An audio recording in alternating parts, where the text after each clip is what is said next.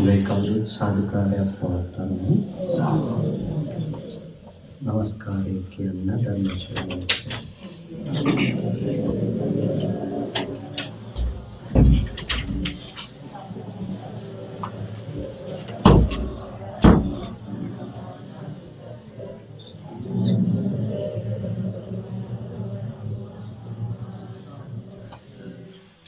Samanta Cakkavalesu Atra Gacchantu Devata Saddhammam Munirajasasu Sunantu Sagga Mokkadam Dhammasavana Kalu Ayam Badanta Dhammasavana Kalu Ayam Badanta Dhammasavana kalu ayam bhadanta Namo tassa bhagavato arahato samma sambuddhassa Namo tassa bhagavato arahato samma sambuddhassa Namo tassa bhagavato arahato samma sambuddhassa गौरवनीय Jetavana विहाराधिपति अवसराई पूज्य कैपटियागुड गुणवंश नायक माहिपानन महंसे वर प्रमुख पूजनीय महासंघरत्ने अवसराई श्रद्धा संपन्न कारुणिक हिंतुनि कौरुत उतुम सद्धर्म श्रवणीत सूदानं වෙන මොහොත ඉනතුනේ ලෝතුරා බුදුරජාණන් වහන්සේ නමක් මේ ලෝකෙට පහළ වෙලා අපි කාටත් දුකෙන් මිදෙන මාවතක් දුකෙන් මිදෙන ක්‍රමවේදයක් පෙන්වනවා. අපේ භාග්‍යවත් සම්මා සම්බුදුරජාණන් වහන්සේ අපිට ඒ දුකෙන් මිදෙන මාවත පිළිබඳව දේශනා කරන්නට යෙදුණා. ඒ දුකෙන් මිදෙන මාවත පිළිබඳව අපිට ධර්මයේ තුල ශ්‍රවණය කරගන්නට ලැබෙන්නේ අපේ ජීවිතයේ තුල තියෙන පවත්නා යථාර්ථය අවබෝධ කිරීම තුල. ඒ කියන්නේ ධර්මයේ කියලා අපිට තේරුම් ගන්නට තියෙන්නේ අමුතුවෙන් ජීවිතේට දෙයක් හොයා ගැනීම නෙමෙයි අපි ජීවත් වෙන තැන තියෙන යථාර්ථය පිළිබඳව තේරුම් ගැනීම. සාමාන්‍ය නුවණකට හසු නොවන නමුත් අපිට වැහිලා තියෙන ඇත්ත ස්වභාවය තේරුම් ගැනීම. එනිසා ඒ යථාර්ථය තේරුම් ගන්නට නම් අපිට අවශ්‍ය වෙන දේ තමයි ප්‍රඥා සම්පත්තිය කියලා කියන්නේ. එනිසා පඤ්ඤාවන්තස්සයන් ධම්මෝ නායන් ධම්මෝ දුප්පඤ්ඤස්ස බුදුරජාණන් වහන්සේගේ ධර්මයේ තියෙන්නේ උතුම් ප්‍රඥාවන්තයින් සඳහා මිස දුෂ්ප්‍රඥයින් සඳහා නෙවෙයි කියලා බුදුරජාණන් වහන්සේම දේශනා කළේ. ඒ ප්‍රඥාවන්ත බව සහ දුෂ්ප්‍රඥ භාවය තීරණය කරන්නේ බාහිරය තුළ උගත් බව තුළ නෙමෙයි පේන දෙයට ඔබෙන් නුවණ පවත්වන්නට පුළුවන්ද කියන ස්වභාවය තුළිනුයි ප්‍රඥ බව සහ දුෂ්ප්‍රඥ බව තීරණය කරන්නේ. ඒ කියන්නේ නුවණැති බව ප්‍රඥාවන්ත බව සහ උගත් බව කියන කාරණා දෙකක්. උගත් බව සහ ප්‍රඥාවන්ත බව දෙකම එකක් වුණොත් උගත් ඇත්තෝ මරාගෙන වෙන්නේ නැහැ නේද? ඒ කියන්නේ උගත් බව සහ ප්‍රඥාවන්ත බව කියන්නේ කාරණා දෙකක්. භාග්‍යවතුන් වහන්සේගේ ධර්මය ප්‍රඥාවන්තයින් සඳහා ප්‍රඥාවන්තයෙකුගේ ස්වභාවය තමයි සාමාන්‍ය ලෝකයා දකින දර්ශනයට එහා දැක්මකින් බැලීම. මුළු සමස්තයක් වූ ලෝකයේ ස්වභාවය තමයි එකම දිශානතියකට යොමු වී පැවැත්ම. ඒ පිළිබඳව දැක්වෙන්නේ අපි හැමෝම වේදනාව අනුව වේදනාව සරණ කොට ජීවත් වෙන ඇතෝ. දුකට අකමැති අපි හැමදාම සැප කියන කාරණාව පසුපස හඹාගෙන යනවා. ඒකේ ප්‍රතිඵලය තමයි අද දවසේදී අපේ ජීවිතය.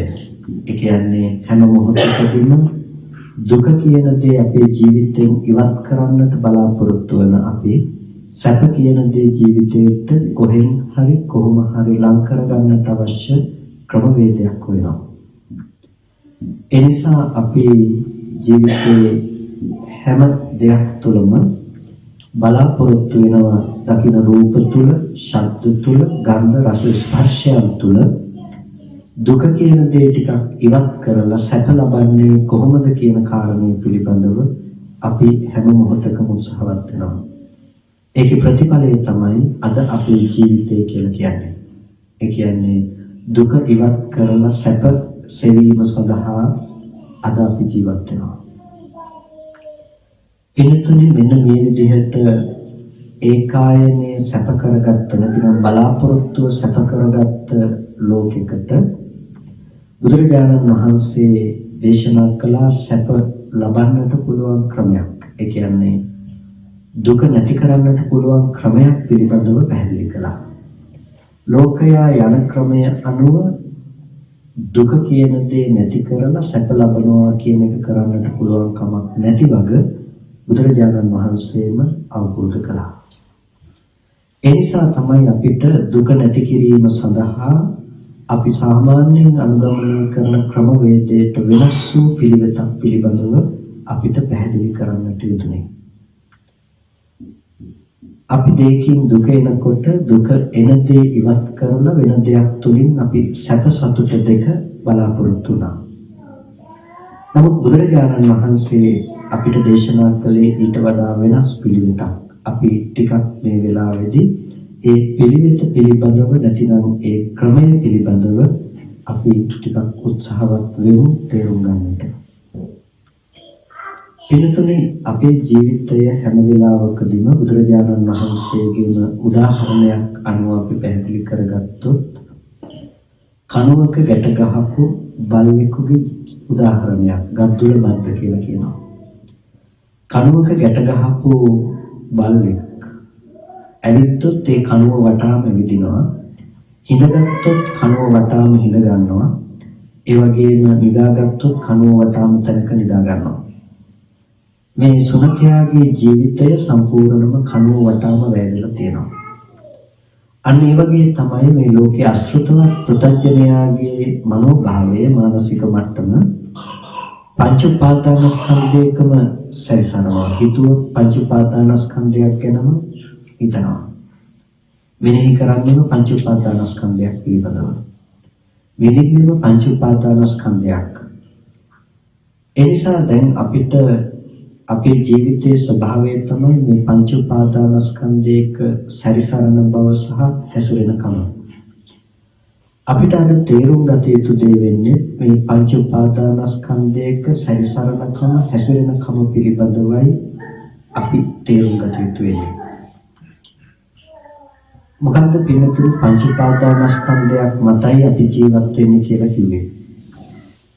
පංච උපාදානස්කන්ධයක් මත ජීවත් වෙනවා කියලා කිව්වේ අපි රූපය අනුව ගිහිල්ලා රූපය අනුව ජීවත් වෙන කමට වේදනාව අනුව ගිහිල්ලා වේදනාව අනුව සංඥාව අනුව සංඛාරය අනුව විඥානය අනුව ගිහිල්ලා ජීවත් වෙන කමට මෙතනදී පොදු ලක්ෂණයක් අපිට දකින්නට පුළුවන්කම තියෙනවා. ඒ තමයි වේදනාවේ ස්වභාවයත් රූපයේ ස්වභාවයත් දෙකක් නොවි එකක් ලෙස අපිට හමු වෙන කම. ඒ කියන්නේ අපිට වේදනාව සහ රූපය වස්තුව කියන එක දෙකම එකක් විදිහට හමු වෙන කම තමයි මෙතන ප්‍රධාන ලක්ෂණයක් බවට පත් වෙන්නේ. යම්කිසි දෙයකින් සැප වේදනාවක් එනවා නම් සැප වේදනාව ගෙන එනු ලබන දේ හැටියට අපි දකින්නට පුරුදු වෙලා තියෙන්නේ ඒ බාහිර වස්තුව. ඒ කියන්නේ දරුවා දිහා බලලා අපිට සතුටක් ඇති වෙනවා නම් ඒ සතුට ඒ සුව සොම්නස ඇති කලේ කුමක්ද? බාහිර පවත්නා දරුවා නැමැති රූපය තමයි අපිට සැප සතුට දෙක අරගෙන ආවේ. වේදනාව සහ රූපය දෙකම එකක් කොට අපි දකිනවා. ඒ වගේම සංඥාව සහ රූපය මේ දෙකම එකක් කොට දකිනවා. හිතනකම අපිට පුළුවන් දරුවා ගැන හිතන්නට හිතනකම සහ රූපය දෙකම එකක් කොට අපි හිතනවා. දරුවා දැනගන්නට පුළුවන්කම තියෙනවා.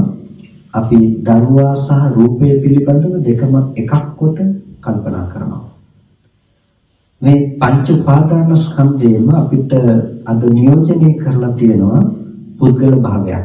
ඒ කියන්නේ දරුවා වූ සත්ව ආත්ම පුද්ගලයේ ලෝකයේ තුල විද්‍යමාන වෙනවා කියන ස්වභාවය. ඒකට කියනවා රූපං අත්තතෝ සමනුපස්සති කියලා. රූපය ආත්මවත් විදිහට දකිනවා. කොහොමද රූපය ආත්මවත් විදිහට දකින්නේ? අපි අවට මේ ආත්මවත් රූප තියෙනවා, ආත්මවත් පුද්ගලයන් ඉන්නවා කියලා අපිට පෙනෙන කමම තමයි රූපං අත්තතෝ සමනුපස්සති කියලා කියන්නේ. රූපය ආත්මවත් කොට දකින බව. එනතුනේ මේ රූපය ආත්මවත් කොට දකිනකම කෙලෙසේක ඵලයක්. ඒ කෙලෙසේක ඵලය තමයි අපිට අද අපේ ජීවිතයේ සැප සහ දුක කියන කාරණාව උරුම කරලා දෙන්නට පුළුවන්කම ලැබිලා තියෙන්නේ හේතුව බවට පත් වෙලා තියෙන්නේ. අපි කියවනේ රූපය ආත්මවත් කොට අපිට ලැබෙනවා කියලා. දැන් ආත්මවත් වූ රූපයට අපිට පුළුවන්කම තියෙනවා සැප සතුට දෙක ගෙනල්ලා දෙන්නට. ඒ කියන්නේ දරුවට පුළුවන්කම තියෙනවා ඔබව සතුටින් තියන්නට. ඒ වගේම දරුවට පුළුවන්කම තියෙනවා ඔබ දුකටපත් කරන්නට. එතකොට දුක සහ සතුට කියන එක ගෙනවිත් දෙන එක අද බාර වෙලා තියෙන කොහෙටද? බාහිර රූපයට පුළුවන්කම තියෙනවා අපිව දුකටපත් කරන්නට සතුටටපත් කරන්නට. ඒ විදිහටම තමයි අපි ගත්තොත් අජීවී වස්තුවක් එතකොට කොහොමද ආත්ම සංඥාව උපදවන්නේ කියලා කෙනෙකුට කල්පනා කරන්නට පුළුවන්. අජීවී වස්තුවක් නැතිනම් අපි ගත්තොත් මිල මුදලක් වටිනා වාහනයක් ගියක් දොරක් වගේ දෙයක අපිට කොහොමද පේන රූපයක ආත්ම සංඥාවක් උපදින්නේ කියලා. මොකද ඇතැම් වෙලාවට මේ කරුණු කාරණා පිළිබඳව අපේ අනවබෝධයක් තිබුණොත් මේ තුළ අධර්ම මතවාදයන් නැතම් වෙලාවට වර්ධනය වෙන බවක් අපිට දකින්න පුළුවන්කම තියෙනවා. ඒ කියන්නේ දැන් ආත්මද නැතිනම් සාරද කියලා අර්ථයක් තියෙනවා. අත්ත කියනකොට සාරවත් අර්ථයෙන් කතා කරනවා කියලා. ඒ වගේම අනාත්ම කියනකොට අනාත්ම නෙමෙයි අසාර විතරයි කියලා කතා කරනවා නේද ලෝකේ. එතකොට අනාත්ම කියන එකට ප්‍රතිවිරුද්ධ වචනේනේ ආත්ම කියලා කියන්නේ. පාලියෙන් ගත්තොත් එහෙම අනාත්ම කියන එකට ප්‍රතිවිරුද්ධ වචනේ තමයි අත්ත කියලා කියන්නේ. එතකොට අත්ත කියලා කියන සාමාන්‍ය වචනේ තේරුම එන්නේ ආත්මයි කියන එක. එතකොට දැන් අපි ඕක සාරවත් විදිහට ගත්තොත් නැතිනම් ඕක තර්කයක් විදිහට ඉදිරිපත් කරන්නේ දැන් මිනිස්සෙක් සතෙක් වගේ තැනක නම් ආත්මවත් විදිහට රූපය ගැන කල්පනා කරන්න පුළුවන්. හැබැයි වටාපත කියන තැනක අපි කොහොමද ආත්මයක් විදිහට කල්පනා කරන්නේ කියලා කෙනෙක් තර්ක කරන්නට පුළුවන්කම තියෙනවා. දැන් රූපේනේ ආත්මවත් කොට ගන්නවා කියන්නේ. එතකොට අපි වටාපත ආත්මවත් කොට ගන්නෙ නැහැ.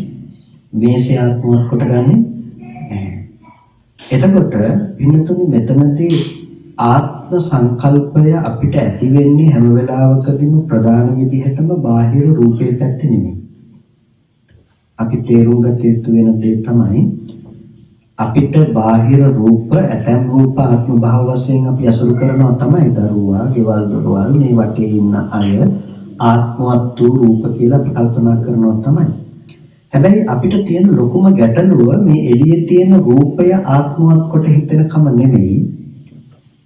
එළියේ රූපය තියනවා කියලා ඇති වෙන ලක්ෂණය තුළ ආත්මවත් වූ ස්වභාවයක් Tamange පැත්තෙන් නිෂ්පාදනය වෙන බවක් තියෙනවා. ඒ කියන්නේ මේ හැමදේම විඳින මම එක දිගට ජීවත් වෙන මම පුද්ගල භාවය මේ පැත්තේ හැම වෙලාවකදීම ස්ථාවරත්වයකටපත් වෙනවා. ඒ කියන්නේ ඔබ හෙට දවසේදී ඇවිල්ලා මේ ධර්මාසනයේ මේ ටික බලලා කල්පනා කරනවා ඊයේ තිබුණ ධර්මාසනයේ ඊයේ තිබුණ විදිහටම අදත් තියෙනවා කියලා. ඒකෙන් ඔබ ධර්මාසනය ගැන කතා කරනවා වගේම තවත් කතාවක් කියනවා. ඒ තමයි ධර්මාසනේ එළියේ තියනවා වගේම ඊයේ තිබුණු ධර්මාසනේ අදත් තියනවා නම් ඊයේ ඉඳලා ධර්මාසනේ දැකපු මම ජීවත් වුණා. එතකොට දැන් මම ජීවත් වුණ බවට සාධකයේ කොහෙන්ද අපිට ඉදිරිපත් උනේ? එළියේ රූපය නිත්‍ය ලෙස පවතිනවා කියන සංකල්පයත් එක්ක නැතිනම් ඒ එළියේ තියනවා කියලා ගත්ත ස්වභාවයත් එක්ක මේ ආත්ම සංකල්පය ඊයේ ඉඳලා එක දිගට ජීවත් වෙන මාව ඇසුරු වෙනවා. එතකොට දැන් අපිට හැම අවස්ථාවකම නොකඩවා ආත්ම සංකල්පේ තමන්ගේ පැත්තෙන් ඉහිලා තියෙනවා. බාහිර රූපයත් ආත්ම වශයෙන් විтин විට උපාදාන කරලා තියෙනවා. ආධ්‍යාත්මික පැත්ත අපි අනවතරයෙන් අත්නොහැර ආත්ම භාව වශයෙන් අපි කල්පනා කරලා තියෙනවා. එතකොට මෙන්න මේකේ ප්‍රතිඵලය තමයි අපිට ලෝකයේ විඳින්නට පුළුවන් ලෝකයේ ආස්වාද වශයෙන් ගන්නට පුළුවන් මට්ටමේ පුද්ගලයෙක් නිර්මාණය කරලා තියෙනවා. දැන් ඉන්න මට පුළුවන් ලෝකේ සතුටු වෙන්න, ඉන්න මට පුළුවන් ලෝකේ දුක් වෙන්න. ලෝකයට පුළුවන් මේ දේ මට ගෙනල්ලා දෙන්න. මෙන්න මේක තමයි අද අපේ ජීවිතයේ තියෙන ස්වභාවයේ බවට පත් වෙලා තියෙන්නේ. ඒ කියන්නේ ලෝකයට පුළුවන්කම තියෙනවා අපිව සතුටින් තියන්නටත්, ලෝකයට පුළුවන්කම තියෙනවා අපිව දුකින් තියන්නටත්. එහෙනම් අපිට මොකද්ද කරන්නට වෙලා තියෙන්නේ? ලෝකෙට ඕන විදිහට ජීවත් වෙන්නට ඕනේ. ඇයි? නැත්තම් දුක එනවා. අපි කැමති රූපේ රැක්කේ නැති වුණොත් ඒ රූපේ නැති වෙලා යනවා. නැති වෙලා ගියොත් අපිට දුක එනවා. දුක එන නිසා අපි ඒ රූපය රැක ගන්නවා. අපේ ජීවිතයේ ඕක නෙමෙයිද? හොඳ රූප රකින්නට, ශබ්ද ගන්ධ රස ස්පර්ශ ලබන්නට අපි උත්සාහවත් වෙන කමට තමයි අපි ජීවත් වෙනවා කියලා අද කියන්නේ. වෙනතුනේ මෙතනදී ප්‍රධාන වශයෙන්ම අපිට තියෙන ගැටලුවක්. ඒ තමයි වස්තුව සහ දෘෂ්ටිය පිළිබඳව තියෙන අනුභූතිය. වස්තුව සහ දෘෂ්ටිය පිළිබඳව තියෙන අනුභූතිය. වස්තුව කියලා කියන්නේ අනාත්ම ධර්මතාවයක්. අපි කතා කළොත් රූපස්කන්ධය කියන ස්වභාවයට කියන අපි වස්තුව කියලා. දෘෂ්ටිය කියලා කියනවා අපි ඒ වස්තුව පිළිබඳව ඇති කරගන්න සංකල්පමය වශයෙන් ඇති කරගන්න එකට කියන අපි දෘෂ්ටිය කියලා. මේ දෙකම එකක් වුණොත් එහෙම ඒකේ ප්‍රතිඵලය අපේ ජීවිතේ වටිනකම් හම්බ වෙන ලෝකයක් අපිට හම්බ වෙනකම. වස්තුව සහ දෘෂ්ටිය දෙකම එකක් වෙලා පේනකම. දැන් මේ මොකක්ද ඇහුවොත් ඔබ කවුරුත් කියන්නේ මේක වටාපතක් කියලා. මේක වටාපතක් කියන එක ඔබ දැක්කද, ඔබ දැනගත්තද? අපි වටාපත කියන එක දැනගත්තා. දකින්න මට්ටමට කියන්නේ රූපය කියලානේ. රූපය කියන එක කවදාවත් වටාපත ගේන්නේ නැහැ. රූපය ඇතුළේ තිබිලා වටාපත වෙනවා නම් මේ වටාපත නැතිනම් මේ රූපය දකින්න මේ ගැන කිසිත් නොදන්නා මිනිස්සෙකුට මේක දකින්නකොට වටාපත ගැන හැඟීමක් ඇති වෙන්න ඕනේ. නමුත් එහෙම වෙන්නේ නැහැ. එහෙනම් රූපය දකින්න තැනක අපි තමයි දැනගන්නේ වටාපත කියලා දැනගන්නේ අපි. එතකොට ඒක දැනගත්ත දේ මිසක දැක්ක දේ නෙමෙයි. එතකොට දකින්න ස්වභාවයට ඒ කියන්නේ පාට ටිකට වර්ණ සතහනට අන්න ඒකට කියනවා වස්තුව කියලා. එතකොට ඒක වටාපත මේ සඳහා භාවිත කරන දෙයක්. ඒ පිළිබඳව වටිනකමක් දෙන කමට අපි කියනවා දෘෂ්ටිය කියලා. වස්තුව සහ දෘෂ්ටිය දෙකම එකතු වුණාට පස්සේ ඔබට අද දකින්න පුළුවන් වටාපතක් හම්බ වෙනවා. දැන් ඔබට පුළුවන් දකින්න පුළුවන් වටාපත ගැන කැමති වෙන්න පුළුවන්, එක්ක අකමැති වෙන්න පුළුවන්, නැත්නම් කැමතිත් නොවි අකමැතිත් නොවි ඉන්න පුළුවන්කම තියෙනවා. කැමති වුණොත් ඒකට කියනවා ලෝභය කියලා, අකමැති වුණොත් ඒකට කියනවා ද්වේෂය කියලා. කැමැතිත් නොවි අකමැතිත් නොවි ඉන්න උපේක්ෂාවේ මෝහය අනුසය වෙනවා. එහෙම නැත්නම් ඔබට පුළුවන් මේක අරගෙන ගිහිල්ලා අලෝභ ද්වේෂ මොහසහගතව පූජා කරන්නට. නැතිනම් කුසලයක් සිද්ධ කරගන්න පුළුවන්. කොහෙන් ගියත් කුසල් අකුසල් කියන කර්ම සිද්ධ කරගෙන තියෙනවා. එතකොට දැන් අපිට ජීවිතේ මේක වස්තුව සහ දෘෂ්ටිය දෙකම එකක් කරන කම තමයි එතන තිබුණු ප්‍රධානම දේ බවට පත් වුනේ. ඒ කියන්නේ දකින්න පුළුවන් වටාපත ඔබට අල්ලන්න පුළුවන් වෙලා අල්ලන්න පුළුවන් වටාපත දකින්න පුළුවන් වෙලා දකින්න පුළුවන් වටාපත දැනගන්න පුළුවන් වෙලා දැනගන්න පුළුවන් වටාපත දකින්න පුළුවන් වෙලා තම ලෝකේ වටිනකම ගොඩනගලා තියෙන අන්න ඔය විදිහට අපි කිව්වොත් ලංකාවේ විදිහට රුපියල් 5000ක නෝට්ටුවක් 5000 නෝට්ටුවේ වටිනකම තියෙන්නේ කොහෙද? කඩදාසි කොලයකට වටිනකමක් හිනේද? කඩදාසි කොලයකට කිසිම වටිනකමක් නැත්තේ නෑ. හැබැයි අපි දකිනවා 5000 නෝට්ටුව වටිනවා කියලා. ලංකා රජයෙන් නිවේදනය කළොත් සියලුම 5000 කොළ අවලංගුයි කියලා තවදුරටත් ඕක වටිනවද? තවදුරටත් වටින්නේ නෑ. වෙනතුනේ කොලේ ඇතුලේ තිබිලා එනවා නම් වටිනකම කාටවත් ඕනේ වෙලාවට වටිනකම දාන්නත් අයින් කරන්න පුළුවන්ද? බෑ. කොලේ ඇතුලේ නම් තියෙන කාටවත් ඕන විදිහට බෑ වෙනස් කරන්න. එහෙනම් වටිනකම තිබුණේ කොහෙද? ඒක වටිනවා කියලා ගත්ත කෙනකෙනාගේ දෘෂ්ටියේ පැත්තේ මිසක වස්තුව පැත්තේ නෙමෙයි. ඒකයි පුංචිම දරුවෙකුට ඔක දුන්නොත් ඔකේ කිසිම වටිනාකමක් නැත්තේ නෑ. ඒකේ ඇතුලේ වටිනකම තියෙනවා නම් පුංචිම දරුවටත් ඒක වටිනකම තේරෙන්නට දැනෙන්නට ඕනේ. නමුත් ඒක ඇතුලේ වටිනකම තිබුණේ නැහැ. පිනතුනේ අපි වටිනකම නිසා තමයි දෙක ඇති කරගත්ත විනිශ්චය නිසා තමයි ඒකේ චන්දරාගය ඇති කරගන්නේ. තණ්හා කරන්නේ. ඒ වස්තුව වටින්නේ යම් ප්‍රමාණයකටද ඒ ප්‍රමාණයට අපිට වැදගත් වෙන ප්‍රමාණයට අපි ඒකට චන්දරාගය දෙනවා. ඒකට ඇලෙනවා. ඒකට අපි තණ්හා කරනවා. එතකොට දැන් වැරද්ද තිබුණේ කොතනද? වැරද්ද තිබුණේ වස්තුව සහ දෘෂ්ටිය දෙකම එකයි කියලා හිතන තමන් ළඟ. අපි දරුවට හරිය ආදරය කියලා කියනවානේ. අපි ඇත්තටම ආදරය කරන්නේ දරුවටද කියලා අපි බැලුවොත් අපි පේන රූපයට කවදාවත් කැමති වෙලා නැහැ. පේන රූපේ තුල නම් අපිට දරුකම කියන එක අරගෙන එන්නේ. පිනතුනි දකින හැමෝටම දරුකම දැනෙන්නේ නැහැ. ඇහැට පේන රූපේ තුල ඉඳලා එන දේ නම් දරුකම කියන එක රූපෙටයි තිබෙන ඒ දරුකම කාටත් සාධාරණ වෙන්න ඕනේ රූපේ දකින්න. හැබැයි එහෙම වෙන්නේ නැහැ. එහෙනම් ඒක මට විතරක් දරුවෙකුට පෙන්වනකම තියෙනවා. රූපය කියන එක අපි කාගේ ළඟටත් එක සමාන ලෙස පේනකොට දරුවා කියලා හිතන්නට පුළුවන් කම තිබුණේ තමන්ගේ මනස පැත්තේ. නැතිනම් ඒ සංකල්පය ඇති කර ගැනීම තිබුණේ තමන්ගේ පැත්තේ. ඒකයි රූපේ දෙකම එකයි කියලා හිතනකොට අපිට පේනවා එළියේ ඉන්න රූපේ දරුවමයි කියලා. දැන් ප්‍රශ්නේ තිබුණේ දරුවා කියලා දැනගන්න කමේ නෙමෙයි. ප්‍රශ්නේ තිබුණේ දැනගන්න දේ සහ පේන දේ දෙකම එකයි කියලා හිතන දෘෂ්ටිය. එතකොට අපි ආදරය කරනවා ඇත්තටම පේන දරුවට. ඒ කියන්නේ අර වස්තුවයි දෘෂ්ටියයි දෙකම එකක් කරගත්ත තැනට අපි ආදරය කරන්න අපි කැමති වෙලා තියෙනවා.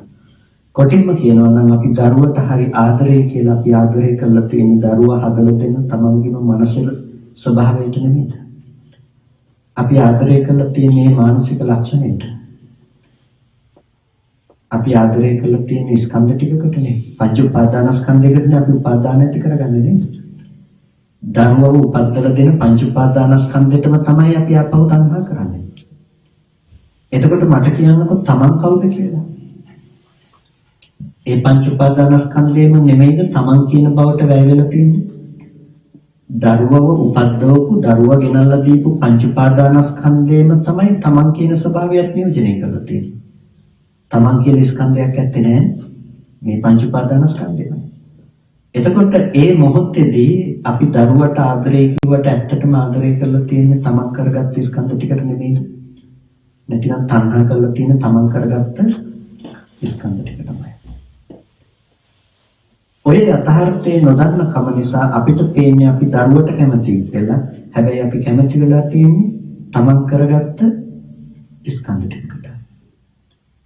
එතකොට මෙතන මේ යථාර්ථයේ තමන් ගැනමයි කැමැත්ත ඇති කරගන්නේ කියන යථා ස්වභාවය නොදන්න කම නිසා අපි මොකද කරන්නේ? එළියේ ඉන්නේ දරුවමයි කියලා තීරණය කරනවා. එළියේ ඉන්නේ දරුවමයි කියලා තීරණය කරනවා. එතකොට රූපේ වෙනස් වෙනවා. වෙනස් වෙනකොට අපිට ගෙනල්ලා දෙන්නේ අර පුංචි කාලේ ඉඳලා හිටපු දරුවා වෙනස් වුණා කියලා. දැන් ජීවිතේට දුක කියන දේ ගලාගෙන එනවා. ඒක නතර කරන්න පුළුවන් කමක් නැත්තේ. නැහැ. එතකොට අපිට ජීවිතේට දුක කියන දේ ගලාගෙන එන්නට පදනම වුණේ හේතුව වුණේ අපි ළඟ තිබුණු වැරදි දෘෂ්ටිය, යථාර්ථය නොදන්නාකම. ඒකට අපි කිව්වා චතුරාර්ය සත්‍ය ධර්මයේ නොදන්නාකම කියලා, නැතිනම් අවිද්‍යාව කියලා කිව්වා. මොකද්ද? දුක්ඛේ අඥානං, දුක්ඛ සමුදය අඥානං, දුක්ඛ නිරෝධය අඥානං, දුක්ඛ නිරෝධගාමිනී පටිපදාය අඥානං. දුක ගැන දන්නේ නැහැ, දුක ඇති වුණ හැටි ගැන දන්නේ නැහැ, දුකේ නැතිවීම ගැන දන්නේ නැහැ, දුක නැති කරගන්න ප්‍රතිපදාව පිළිබඳව දන්නේ නැහැ. දුක ගැන දන්නේ නැහැ කියලා කිව්වේ දුක්ඛේ අඥානං කියලා කිව්වේ. දුකේ ස්වභාවය පිළිබඳව දන්නේ නැහැ. දුක දන්නේ නැහැ කියලා කිව්වේ දුක්ඛ වේදනාව පිළිබඳව දන්නේ නැහැ කියන එක නෙමෙයි. බුදුරජාණන් වහන්සේ එක වෙලාවකදී දේශනා කරනවා ඇතැම් වෙලාවට ඇතැම් වික්ෂුන් වහන්සේලා නැතිනම් ඇතැම් අය දුකෙන් පීඩිත වෙලා මගෙන් ඇවිල්ලා දුක ගැන අහනවා කියලා. දුකෙන් පීඩිත වෙලා මගෙන් ඇවිල්ලා දුක ගැන අහනවා. දුක නැති කරන ක්‍රමය ගැන අහනවා කියලා. එතකොට දැන් දුකෙන් පීඩිත වුණ කෙනාට දුක ගැන නැවත ඇසිය යුතු නෑ. දුක්ඛ වේදනාව දුක නා. ඒ නිසා දුක්ඛ වේදනාව නෙමෙයි දුක්ඛ ආර්ය සත්‍ය කියලා කියනකොට කතා කරන්නේ. දුක්ඛ ආර්ය සත්‍ය කියලා කියනකොට ඊට වඩා එහා ගියපු නුවණින් අවබෝධ කරගත යුතු, නුවණින් තේරුම් ගත යුතු දෙයක් තමයි දුක්ඛ ආර්ය සත්‍ය කියලා කියනකොට කියන්නේ. එතකොට අපිට මේ දුක කියන දේ තේරුම් ගන්නට වෙන්නේ ලක්ෂණ ටිකකින් මිසක වෙනත් දෙයකින් නෙමෙයි. දුක කියන දේ තේරුම් ගන්නට වෙන්නේ ලක්ෂණ ටිකකින්. දුක්ඛ වේදනාව දුක නම් ඒක අවබෝධ කරගන්නට, ඒක තේරුම් ගන්නට අපිට බුදුරජාණන් වහන්සේ නමක්ම ලෝකෙට අවශ්‍ය වෙන්නේ නැහැ. ඒ දුක්ඛ වේදනාව දුක නම් ඒක අබුද්ධෝත්පාද කාලෙක ඉන්න අයටත් දුක්ඛ වේදනාව තේරෙනවා. අන්‍යාගමික අයටත් තේරෙනවා. යටත් පිරිසෙන් ත්‍රිසංගත සතෙකු පවා දුක්ඛ වේදනාව කියන එක පිළිබඳව හඳුනනවා, ඔහුටත් දැනෙනවා, ඔහුත් විඳිනවා. ඒක නෙමෙයි දුක්ඛ ආර්ය සත්‍ය කියලා කියන්නේ. එහෙනම් මොකද්ද දුක්ඛ ආර්ය සත්‍ය කියලා කියන්නේ? මේ දුකෙන් පීඩිත වුණ ලෝකෙට දුක නිවීම පිණිස අවබෝධ කරගත යුතු ලෝක යථාර්ථයක් තියෙනවා. ඒ යථාර්ථයට කිව්වා දුක්ඛ ආර්ය සත්‍යයක් කියලා. ඒ දුක්ඛ ආර්ය සත්‍යයේ දුක කියලා කතා කරන්නේ දුක කිව්ව ගමන්ම අපිට හිතෙන්නේ එක්ක කයට දැනෙන දුකක් හරි මනසට දැනෙන දුකක් හරි. මේ දුක නෙමෙයි, දුක්ඛ වේදනාව නෙමෙයි, මේ දුක්ඛ ආර්ය සත්‍ය තුල කතා කරන දුක. එහෙනම් මොකද්ද? දුක්ඛ ලක්ෂණ ටිකක් තියෙනවා. දුක ඇති කරන දුක්ඛ ලක්ෂණ ටිකක් තියෙනවා. ඒ දුක්ඛ ලක්ෂණ ටික ගැන ඕනේ අපි කතා කරන්නට. අපි එක දුක්ඛ ලක්ෂණයක් ගත්තොත් පීලනට්ඨෝ, පීලනාර්ථයේ දුක්ඛ ලක්ෂණය. පෙළීම අර්ථයක් තියෙනවා. පෙළීම කියලා කියන්නේ මානසික පෙළීම නෙමෙයි, කායික පෙළීමක් නෙමෙයි. මේ පිනතුන් අහලා තියෙන සත්‍යයමකේ කතා කරනකොට කතා කරලා තියෙනවා දුක සහ දුක්ඛ සත්‍ය අතර ඇති වෙනස. කායික දුක සහ මානසික දුක කියන එක දුක්ඛ සත්‍ය නෙමෙයි. කායට දැනෙන දුක සහ මනසට දැනෙන දුක කියන එක දුක්ඛ සත්‍ය වෙන්නේ නැහැ. එතකොට දුක්ඛ සත්‍ය කියලා කියනකොට කායික දුකත් මානසික දුකත් අතහැරලා තවත් දුකක් තියෙනවා නම් ඒකට කියනවා දුක්ඛ ආර්ය සත්‍ය කියලා. දුක්ඛ සත්‍ය. කායට දැනෙන්නේ නැහැ. මනසට දැනෙන්නේ නැහැ. අන්න ඒ දුකට කියනවා දුක්ඛ සත්‍ය කියලා. එතකොට ඒ කතා කරලා තියෙන වේදනා මාත්‍රයකින් පමණක් අරගෙන නෙමෙයි. ඒ නිසා දුක්ඛ සත්‍ය ඇති හැම තැනකම දුක නැහැ. දුක තියෙන හැම තැනකම දුක්ඛ සත්‍ය තියෙනවා. ඒ කතා කරපු දුක්ඛ සත්‍ය මොකද්ද? මෙන්න මේ දුක්ඛ ලක්ෂණයන්ගෙන් යුක්ත දුක්ඛාර සත්‍යය. ඒ තමයි පීලනාර්ථයේ දුක්ඛ ලක්ෂණය. පීලනාර්ථය කියලා කියන්නේ පෙළීම් අර්ථය, පෙළීමේ ස්වභාව කොට ඇති අර්ථය. පෙළෙනවා කියලා කියන්නේ හිතේ පෙළීම මානසික පෙළීම නෙමෙයි හේතු ධර්මයන්ගේ ඇති පීලනාර්ථය. හේතු ධර්මයන්ගේ ඇති පෙළෙන ස්වභාවයට කියනවා පීලනාර්ථය කියලා. ඒ කියන්නේ යම් කිසි ඵලයක් උපදවන හේතු ධර්මතාවයන්ට ඕන විදිහට පවතින්නට බෑ නම් හේතු ධර්මතාවයන්ගේ පෙළීමේ ලක්ෂණයක් තියෙනවා. ඇස කියන එක සහ රූපය කියන එක Tamanට ඕන විදිහට පවතින්න පුළුවන් ධර්මයක් නෙමෙයි. ඇහැට ඕන විදිහට පුළුවන් ද රූප බලන්න? ඇහැට ඕන විදිහට රූප බලන්න බෑනේ. අපි දන්නෝනේ ඇහැ කියන එකේ ස්වභාවය පිළිබඳව. ඒ කියන්නේ වර්ණ සටහනක් ඇහැට පතිත වෙනකොටම ඇහි ස්වභාවය තමයි ආලෝකයට පිච්චෙන නැතිනම් විදී යන ස්වභාවය. ඒක තමයි ඇහි ස්වභාවය. ඒක එක දිගටම තියාගෙන ඉඳීමේ හැකියාවක් ඇහැට ඇත්තේ නැහැ. ඒ වගේම රූපයට ඇත්තේ නැහැ හැකියාවක්. හැම වෙලෙම ඇහැට පතිත වෙලා තියෙන හැකියාවක් රූපයට ඇත්තේ නැහැ. එතකොට ඇහැ සහ රූපයේ හැකියාව මොකද්ද? මේ මොහොතේ හටගෙන මේ මොහොතේ විරුද්ධ වෙන කම. ඒකට කියනවා අහුත්වා සම්භූතං මුත්වා න භවිස්සති. පෙර නොතිවීම හටගත්තා ඉතුරු නැතුව නිරුද්ධ වුණා. ඒක තමයි ඇස සහ රූපයේ ස්වභාවය. එතකොට මේ හේතු ධර්මතාවයන්ගේ අනිත්‍ය නැතිනම් හේතු ධර්මතාවයන්ගේ පීලනාර්ථය දුක්ඛ ලක්ෂණයක්. ඒක වේදනාවකින් දැනෙන්නේ නැහැ. හේතුවට ඕන විදිහට පවතින්නට පුළුවන් කමක් නැහැ. හේතුවේ ස්වභාවය තමයි හටගෙන නිරුද්ධ වෙලා යන ස්වභාවය. එතකොට ඵලය ගැන කතා කරන්නට දෙයක් නැහැ. ඵලය නිකම්ම නැති වෙලා යන ස්වභාවයකින් යුක්තයි.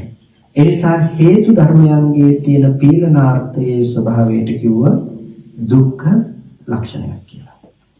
සංකතට්ඨෝ සංකතාර්ථයෙන් දුකයි. සංකතයි කියලා කියන්නේ හේතු නිසා සකස් කරන බව. දැන් ඉස්සෙල්ලා කිව්ව හේතුන්ගේ පීලනාර්ථය, දැන් කියනවා හේතු නිසා සකස් කරන බව දුක්ඛ ලක්ෂණය. ඒ හේතු නිසා සකස් කරා නම් හේතු නැති වෙනකොට ඵලය නැති වෙනවා කියන එක අහන දෙයක් නෙමෙයි. දැන් දුක කියන දේ කතා කළේ මොනතරම් ගැඹුරු තැනක ඉඳලාද? දුක කියන දේ කතා කළේ බොහොම ඊටාම ගැඹුරු සංදර්භයක ඉඳලා. ඒ කියන්නේ දැන් අද සමාජය තුළ ප්‍රශ්නයක් තියෙනවනේ අනිත්‍යද හරි කියලා. ඒක කියන්නට උදාහරණයක් ගන්න ඕනේ. ඒ කියන්නේ අනිත්‍ය කියන දේ වැරදි, අනිත්‍ය හරි. අනිත්‍ය කියලා කියන්නේ කැමැතිසේ නොවීම කියන අර්ථය අරගෙන.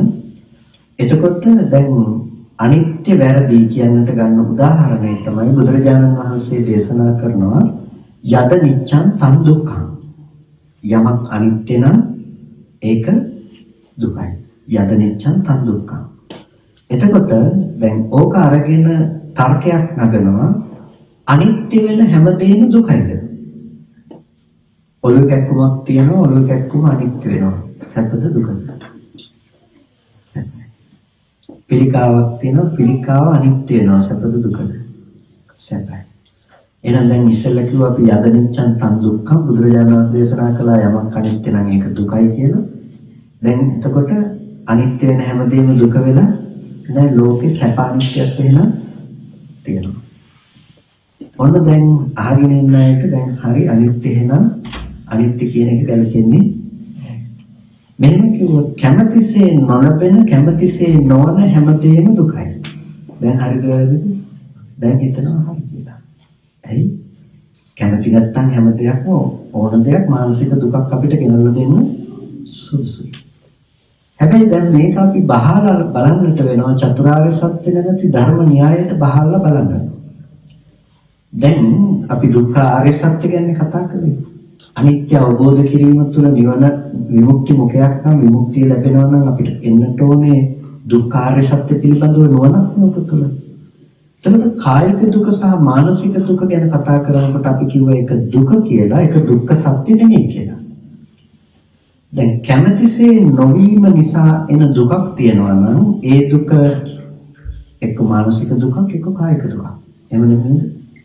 යමක් අපි කැමැතිසේ වෙන්නේ නැත්නම් කැමැතිසේ නොවීම නිසා එන දුක ඒක මානසික පිළිමක්. එතකොට ඒකට කියන්නේ දුක්ඛ සත්‍ය නෙමෙයි, ඒකට කියන්නේ දුක්ඛ වේදනාවක්, මානසික දුක කියලා.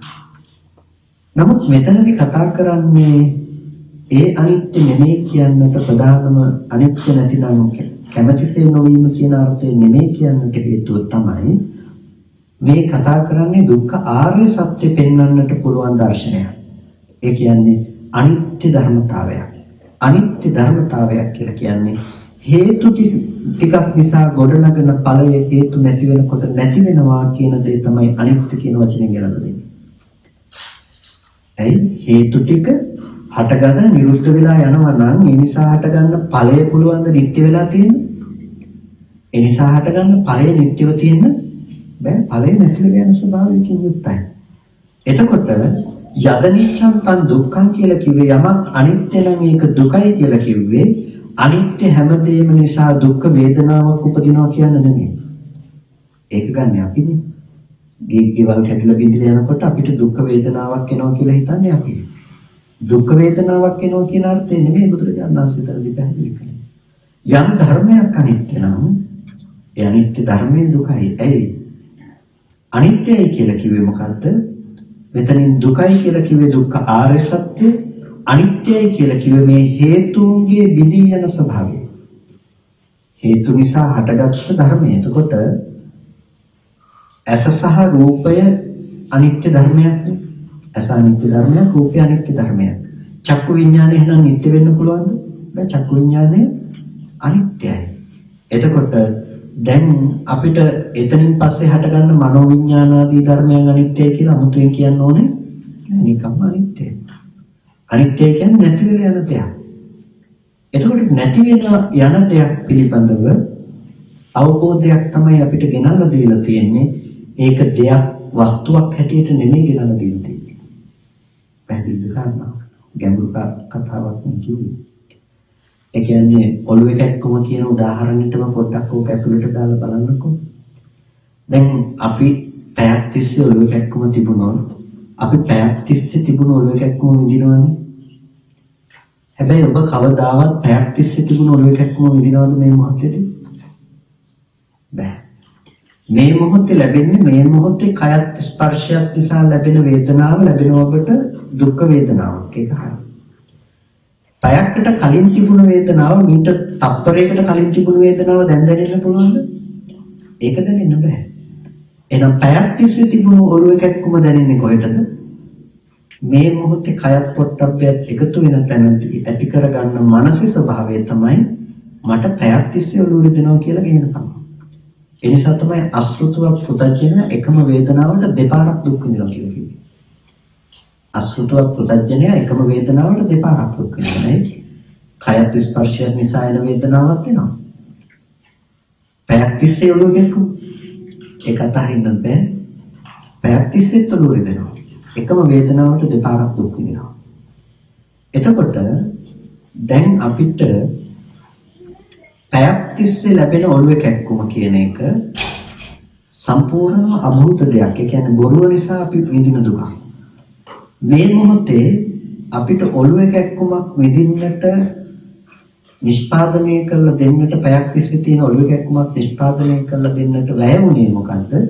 නිත්‍ය සංඥාවක් නේ.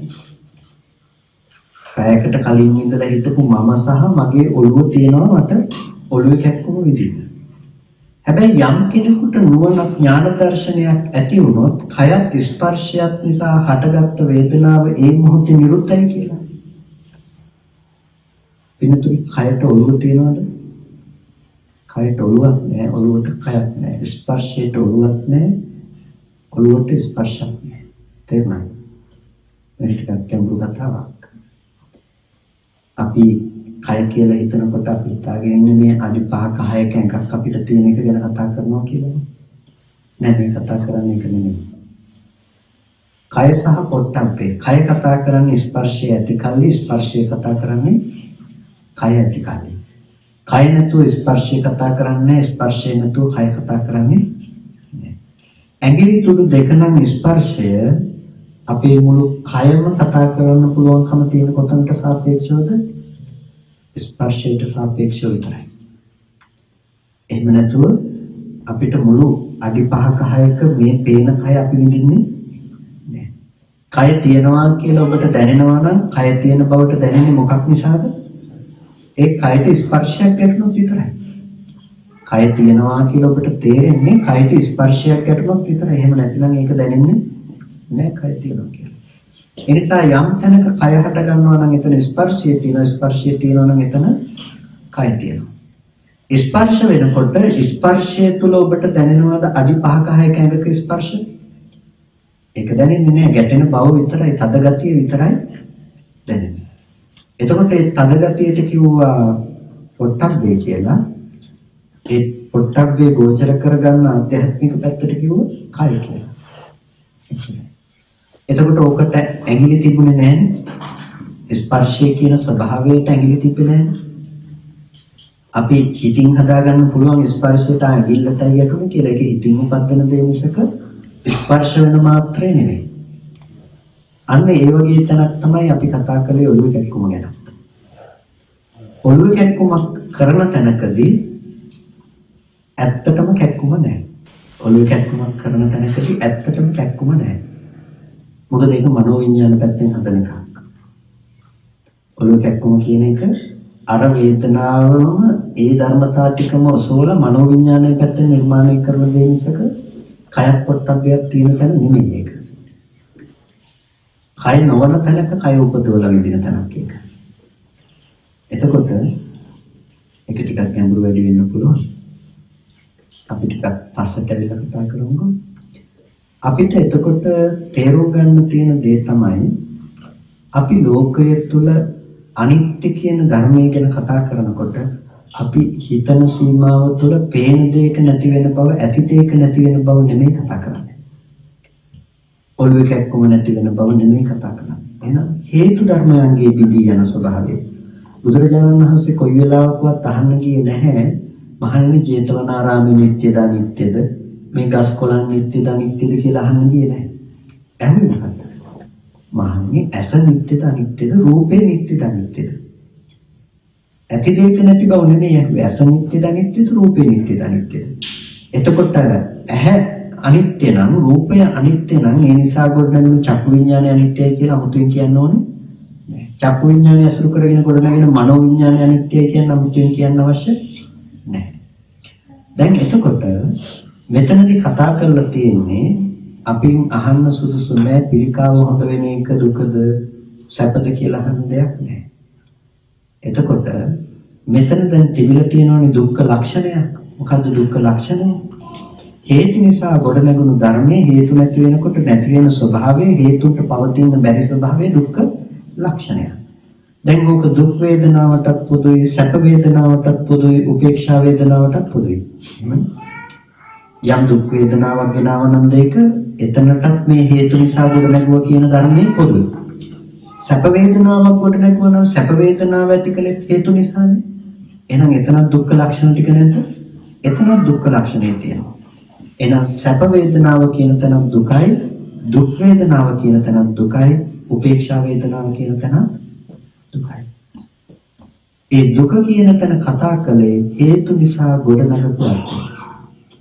හේතු නිසා ගොඩනගපු අර්ථයෙන් මිසක වෙනත් අර්ථයකින් හේතු නිසා ගොඩනගපු දේ හේතු නැති වෙනකොට නැති වෙලා යන ස්වභාවයකින් යුක්තයි. මේකට කියවා දුක්ඛ ආර්ය සත්‍ය කියලා. දුක්ඛ ආර්ය සත්‍ය පිළිබඳව දකිනකොට අපිට සම්පූර්ණම දකින්න පුළුවන්කම තියෙන්නට ඕනේ අපේ ජීවිතයේ ස්වභාවය. ඒ කියන්නේ හැම මොහොතකම ස්කන්ධ ධර්මතාවයේ දුක්ඛ ආර්ය සත්‍ය ලෙස. හේතු නිසානේ සකස් වෙන්නේ.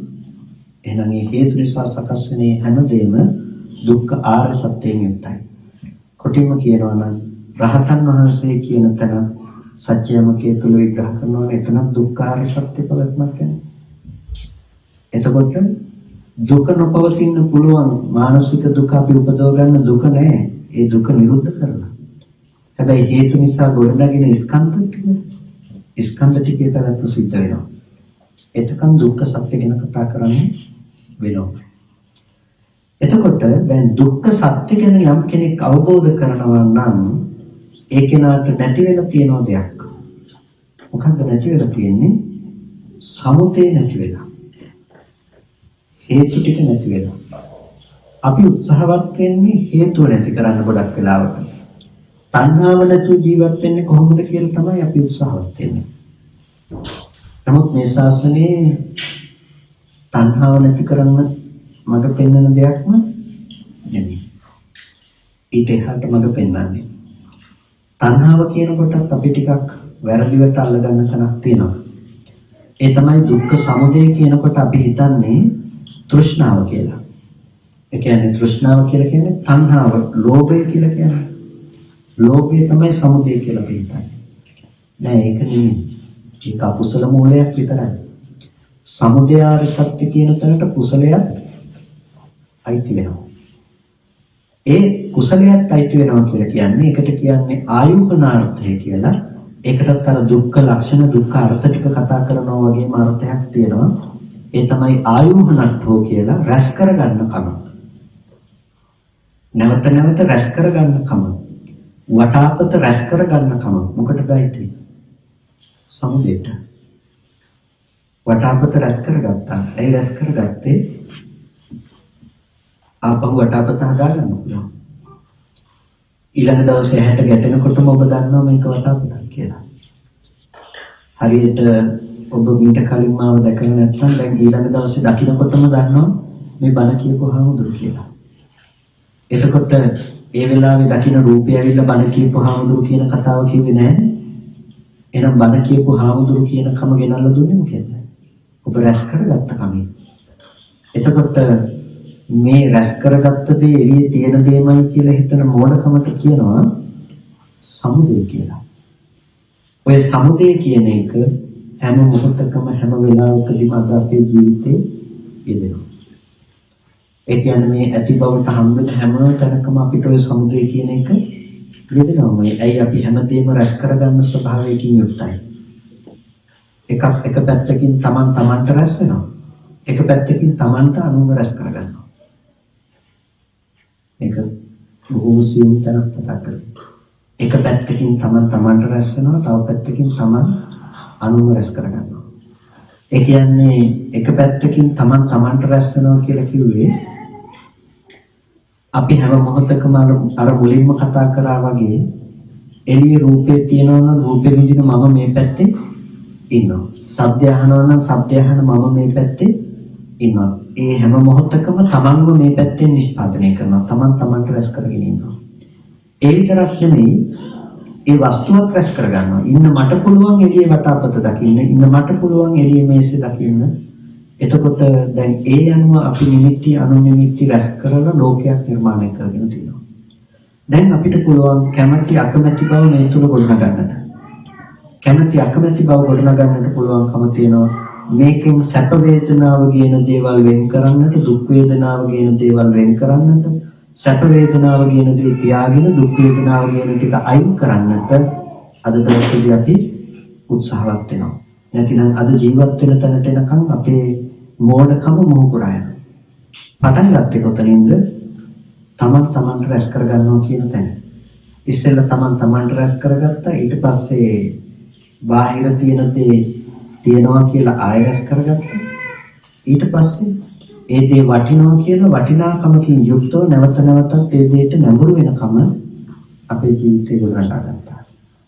ඒ නිසා ඒකේ ප්‍රතිඵලයක් විදිහට අද අපි කවුරුත් ඇසුරු කරන ලෝකයේ වටිනාකම තියෙන ලෝකයක්. වටිනාකම තියෙන ලෝකයක් ඇසුරු කරන අපිට ඒකේ යථාර්ථය පේන්නේ හරි මෝඩකමකින් අපි ජීවත් වෙන්නේ. බුදුරජාණන් වහන්සේ එක වෙලාවකදී මාගන්ධයට උදාහරණයක් දේශනා කරනවා. ජාති අන්ධ මිනිස්සෙකුට, ඒ කියන්නේ උපතින්ම අන්ධ මිනිස්සෙකුට එක සුදු රෙද්දක් ගැන සුදු රෙද්ද කියන එක ඊටාම වටින දෙයක් කියලා අහන්න ලැබෙනවා. මෙයා කල්පනා කරනවා මට සුදු රෙද්දක් ඕනේ, ඊටාම වටිනකමකින් යුක්ත මේ සුදු රෙද්දක් ඕනේ කියලා. මෙහෙම හිතාගෙන ඉන්න මේ කෙනාට එක මිනිස්සෙක් සුදු රෙද්දක් කියලා රෙද්දක් ගෙනල්ලා දෙනවා. හැබැයි මේක දැලි කුණු තෙල් පිච්චි රෙද්දක්. මේ රෙද්ද දීලා කියනවා මේ ජාති අන්ධ මිනිස්සයාට මේක තමයි මේ ලෝකයේ කතා කරන පිරිසිදු වටිනා සුදු පාට වස්ත්‍රය කියලා. දැන් මේ ජාති අන්ධ මිනිස්සයා ඊටාම සතුටින් ජීවත් වෙනවා. තමන්ට ලෝකෙ වටිනා සුදුරෙත්ත ලැබිලා තියෙනවා. ඒ නිසා බොහොම සතුටින් ජීවත් වෙනවා. මෙයා ගිහිල්ලා තමන්ගේ ඥාතීන්ට මිත්‍රයන්ට කියනවා මට ලෝකේ තියෙන වටිනාම සුදුරෙත්තක් හම්බෙලා තියෙනවා. මේ බලන්න මම පරෝගින් ඉන්නේ ඒ වටිනාම සුදුරෙත්ත කියලා. මේ ඥාතීන්ට අනුකම්පාවක් ඇති වෙන මේ පුද්ගලයා පිළිබඳව ඥාතීන් මොකද කරන්නේ? දක්ෂ වෛද්‍යවරයෙක් ගෙන්නලා මේ කෙනාට ඇස් ලබා දෙන්නට බෙහෙත් කරන්නට උත්සාහවත් වෙනවා. අර දක්ෂ වෛද්‍යවරයා ඇවිල්ලා මේ පුද්ගලයාට බෙහෙත් කරනවා. නොයෙක් විදිහේ බෙහෙත් කර්ම වලින් බෙහෙත් කරනවා. ටික දවසක් බෙහෙත් කරනකොට මොහොත පෙනීම ලැබෙනවා. පෙනීම ලැබෙනකොට ඔහු දකින්න සුදු පාට කියන්නේ මොකක්ද කියලා. ඔහු දකින්න තමාගේ වස්ත්‍රය පිළිබඳව. දැන් තමාගේ වස්ත්‍රය පිළිබඳව යම් ඇලීමක් තිබුණා නම් ඒ ඇලීමට මොකද වෙන්නේ? අමුතුවෙන් නැති කරන්න ඕනේ. ඒක නැති කරන්න අවශ්‍ය නැහැ නිකම්ම නැති වෙලා. ඒ වගේම මේක වටිනා වස්ත්‍රයක් ලෙස පෙන්නපු කෙනාගෙන මොකද වෙන්නේ? ගන්න පුළුවන් නම් ගන්න. වටිනවා කියලා දැලිකුණු පෙරිච්ච වස්ත්‍රයක් පොරවල මෙච්චර කාලයක් තමන් ආඩම්බරෙන් තිබ්බ එක ගැන අර මනුස්සයට ගහන්න පුළුවන් නම් ගහන්න හිතනවා. ඇයි ලෝකේ ගොඩක් අය ළඟට ගිහිල්ලා කිව්වනේ මේ වටිනා වස්ත්‍රයක් මේක ඉතාම වටිනවා මම සුදු පාට වස්ත්‍රයක් ලැබුණා කියලා. මෙන්න මේ වගේ තමයි අද අපේ ජීවිතෙත්. ජාත්‍යන්ත මිනිස්සෙක් වගේ අපේ ජීවිතෙත් අපි පුරුදු කරගෙන තියෙන එක දෙයක්. ඒ තමයි මනස විසින් සකස් කරලා දෙන මනස විසින් වටිනකමක් පෙන්වන දේ ඇති වටිනාකම අනුව ඇලෙන්නට අපි පුරුදු වෙලා තියෙනවා. මනස විසින් හදලා දීලා තියෙනවා අපිට ලෝකේ වටිනවා කියලා. ඒ වටින ලෝකේ අපි වටිනකම අරගෙන අපි සැප දුක් විඳින්නට පුරුදු වෙලා තියෙනවා. මම ඔකට කියන්නේ චිත්‍රපටිය බලනවා කියලා. කවුරුත් චිත්‍රපටි බලලා තියෙනවා. ඔකල දුක්ඛදායක ජවනිකාවක් බලනකොට දුක හිතලා ඇඳිලත් තියෙනවා. එතකොට අපි දුක්ඛදායක ජවනිකාවක් දිහා බලාගෙන දුක හිතන තැනක අඬන තැනක ඔක රඟපාපු කෙනෙක් බලාගෙන හිටියොත් එයාත් අපි විදිහට අඬන්නේ නැහැ. එයා දුක් වෙනවද නැහැ. ඒ දුක් වෙන්නේ නැහැ. එයා දන්නවා එතන උනේ යථාර්ථය මොකක්ද කියලා. එයාට මතක් වෙයි රඟපාපු වෙලාවේ ඒගොල්ලෝ hina වෙවි සතුටින් ඒක රඟපාපු හැටි. එයාට පෙනේ එතන වෙච්ච සිදුවීම් මේක දිහා බලාගෙන ඉන්නකොට පෙනීම වෙනස්ද? නෑ පෙනීම එකයි. පෙනීම එකක් වුණාට දර්ශනය දෙකක්. අපි අඳනකොට එයා දන්නේ. පිනතුනේ අන්න ඒ වගේ තමයි. අපි අද දවසේදී දුක්ඛදායක ජවනිකාව අස්සේ ජීවත් වෙන අය වගේ. යථාර්ථයේ දන්නේ නැතිකම නිසා අපි චරිත අස්සේ ජීවත් වෙන්නේ. ඒ නිසා අද අපිට අම්මා තාත්තා ඇත්ත වෙලා දූ දරුවෝ ඇත්ත වෙලා ඉවල් දරුවල් ඇත්ත වෙලා මේ වටිනා ලෝකයක් අපිට හදලා දීලා තියෙනවා. ඒ හදලා දීපු ලෝකයේ වටිනකම අනුව අපි ඇලෙනකම බැඳෙනකම ගැටෙනකම අද ඇති කරගෙන තියෙනවා. දෙයක් අපේ නිවත් වෙලා යනකොට අපේ ජීවිතේට දුක ගලාගෙන එනවා මෙච්චර වටින වස්තුවක් නැති වෙලා කියලා. අපි දන්නේ නැහැ ওই වස්තුව වටිනවා කියලා පෙන්වන්නේ මේ පැත්තෙන්මයි. ඔක දැන් නැති වුණා කියන එකත් පෙන්වන්නේ මේ පැත්තෙන්මයි කියලා අපි දන්නේ නැහැ. අපි හරියට අර රංගපාපු අවස්ථාවේ වෙච්ච සිද්ධිය හිතා ගන්නවත් බැරුව අඬන කෙනා වගේ. එතන තිබුණු යථාර්ථයේ හීනකින්වත් දැක්කේ හරියට ಜಾති අන්ධ කෙනා තව කෙනෙක් ළඟට ගිහිල්ලා හරිය උජාරුවට කතා කරනවා වගේ. මම ඇඳගෙන ඉන්න වස්ත්‍රය මෙච්චර වටින සුදු පාට තනි සුදු වස්ත්‍රයක් කියලා කතා කරනවා. ඔක කිසි ප්‍රශ්නයක් නෑ. තවත් අන්ධයෙක් ළඟට ගිහිල්ලා කියනවා. තවත් අන්ධයෙක් ළඟට ගිහිල්ලා කියනකන් ජාත්‍යන්ත මිනිස්සයාට කිසි ප්‍රශ්නයක් නැහැ. ඇත්තද කියලා අහන එක විතරයි තියෙන්නේ. කවදා හරි දවසක ඇස්පේන කෙනෙක් ළඟට ගිහිල්ලා ඔය කතාව කිව්වොත් අන්නේදාට ඇස්පේන කෙනාට කොහොම හිතෙයිද? මොනතරම් අනුකම්පාවක් ඇති වේද? විනතුනි බුදුරජාණන් වහන්සේට අපි ගැන ඇති වුණේ අන්නේ වගේ අනුකම්පාවක්. ලෝකෙ වෙන මොකක්වත් නෙමෙයි අපි ඇත්ත කරගෙන ජීවත් වෙන්නේ සංකල්පයක්. සංස්කාරයක්. වරදව ගන්න එපා. මේකෙන් කියන්නේ ඔක්කොම හිතේ කියලා නෙමෙයි. ගොඩක් දෙනෙක් මේක කිව්වහම වරදවට ගන්නවා. මේ ඔක්කොම හිතේ කියන්නේ කියලා. මේ ඔක්කොම හිතේ කියන කතාව නෙමෙයි කියන්නේ. බාහිර ප්‍රත්‍ය මොකක්වත් නැහැ කියන එක නෙමෙයි කියන්නේ. එළියේ හේතු ටික ඇති තැනක අනාත්ම ධර්මතාවයක් ඇති තැනක ආත්ම සංකල්පිකුනේ අපි විඳින්නේ. අපිට පේන රූපය හටගෙන නිරුද්ධ වෙන රූපේ නිරුද්ධ වෙන රූපේ බවටපත් නොවි පුද්ගලයෙක්ම වෙලා අම්මම වෙලා තාත්තම වෙලා දරුවම වෙලා ඒ දරුවත් අපිට දවසක් දෙකක් ජීවත් වෙච්ච දරුවෙක් නෙමෙයි. පුංචි කාලේ ඉඳලා අපි දන්න අපි හදාගත්ත අපේම කෙනා වෙලා. අපි දන්නේ නැහැ පින්නතුනේ අපි සංස්කාරයක් ඇත්ත කරගෙන ජීවත් වෙන්නේ කියලා. සංස්කාරයක් ඇත්ත කරගෙන කියලා කියන්නේ ඔබ පොළවේ පය ගහලා කිව්වත් මම දරුවටමයි ආදරේ කියලා. ඔබ ඇත්තටම ආදරය කරන්නේ ඔබ පිළිගත්තද නැතද? Tamanටමයි. Taman කරගත්ත සංස්කාරයක තමයි. එයි තමන්ගේ හිත පැත්තෙන් ওই රූපේ දරුවකට පෙන්වන්න නැත්නම් පිළිතුරු ඔබ කවදාවත් ওই රූපයට ආදරය කරන්නේ නැහැ. ඩිමෙන්ෂියා කියලා රෝගයක් තියෙනවානේ. මතකේ නැති වෙලා යන එක. මතකේ නැති වෙලා ගිහිල්ලා පේන රූපේ දරුව කියලා තමන්ගේ දරුවා අඳුනගන්න බැරි මට්ටමට මතකේ නැති වෙලා ගියොත්.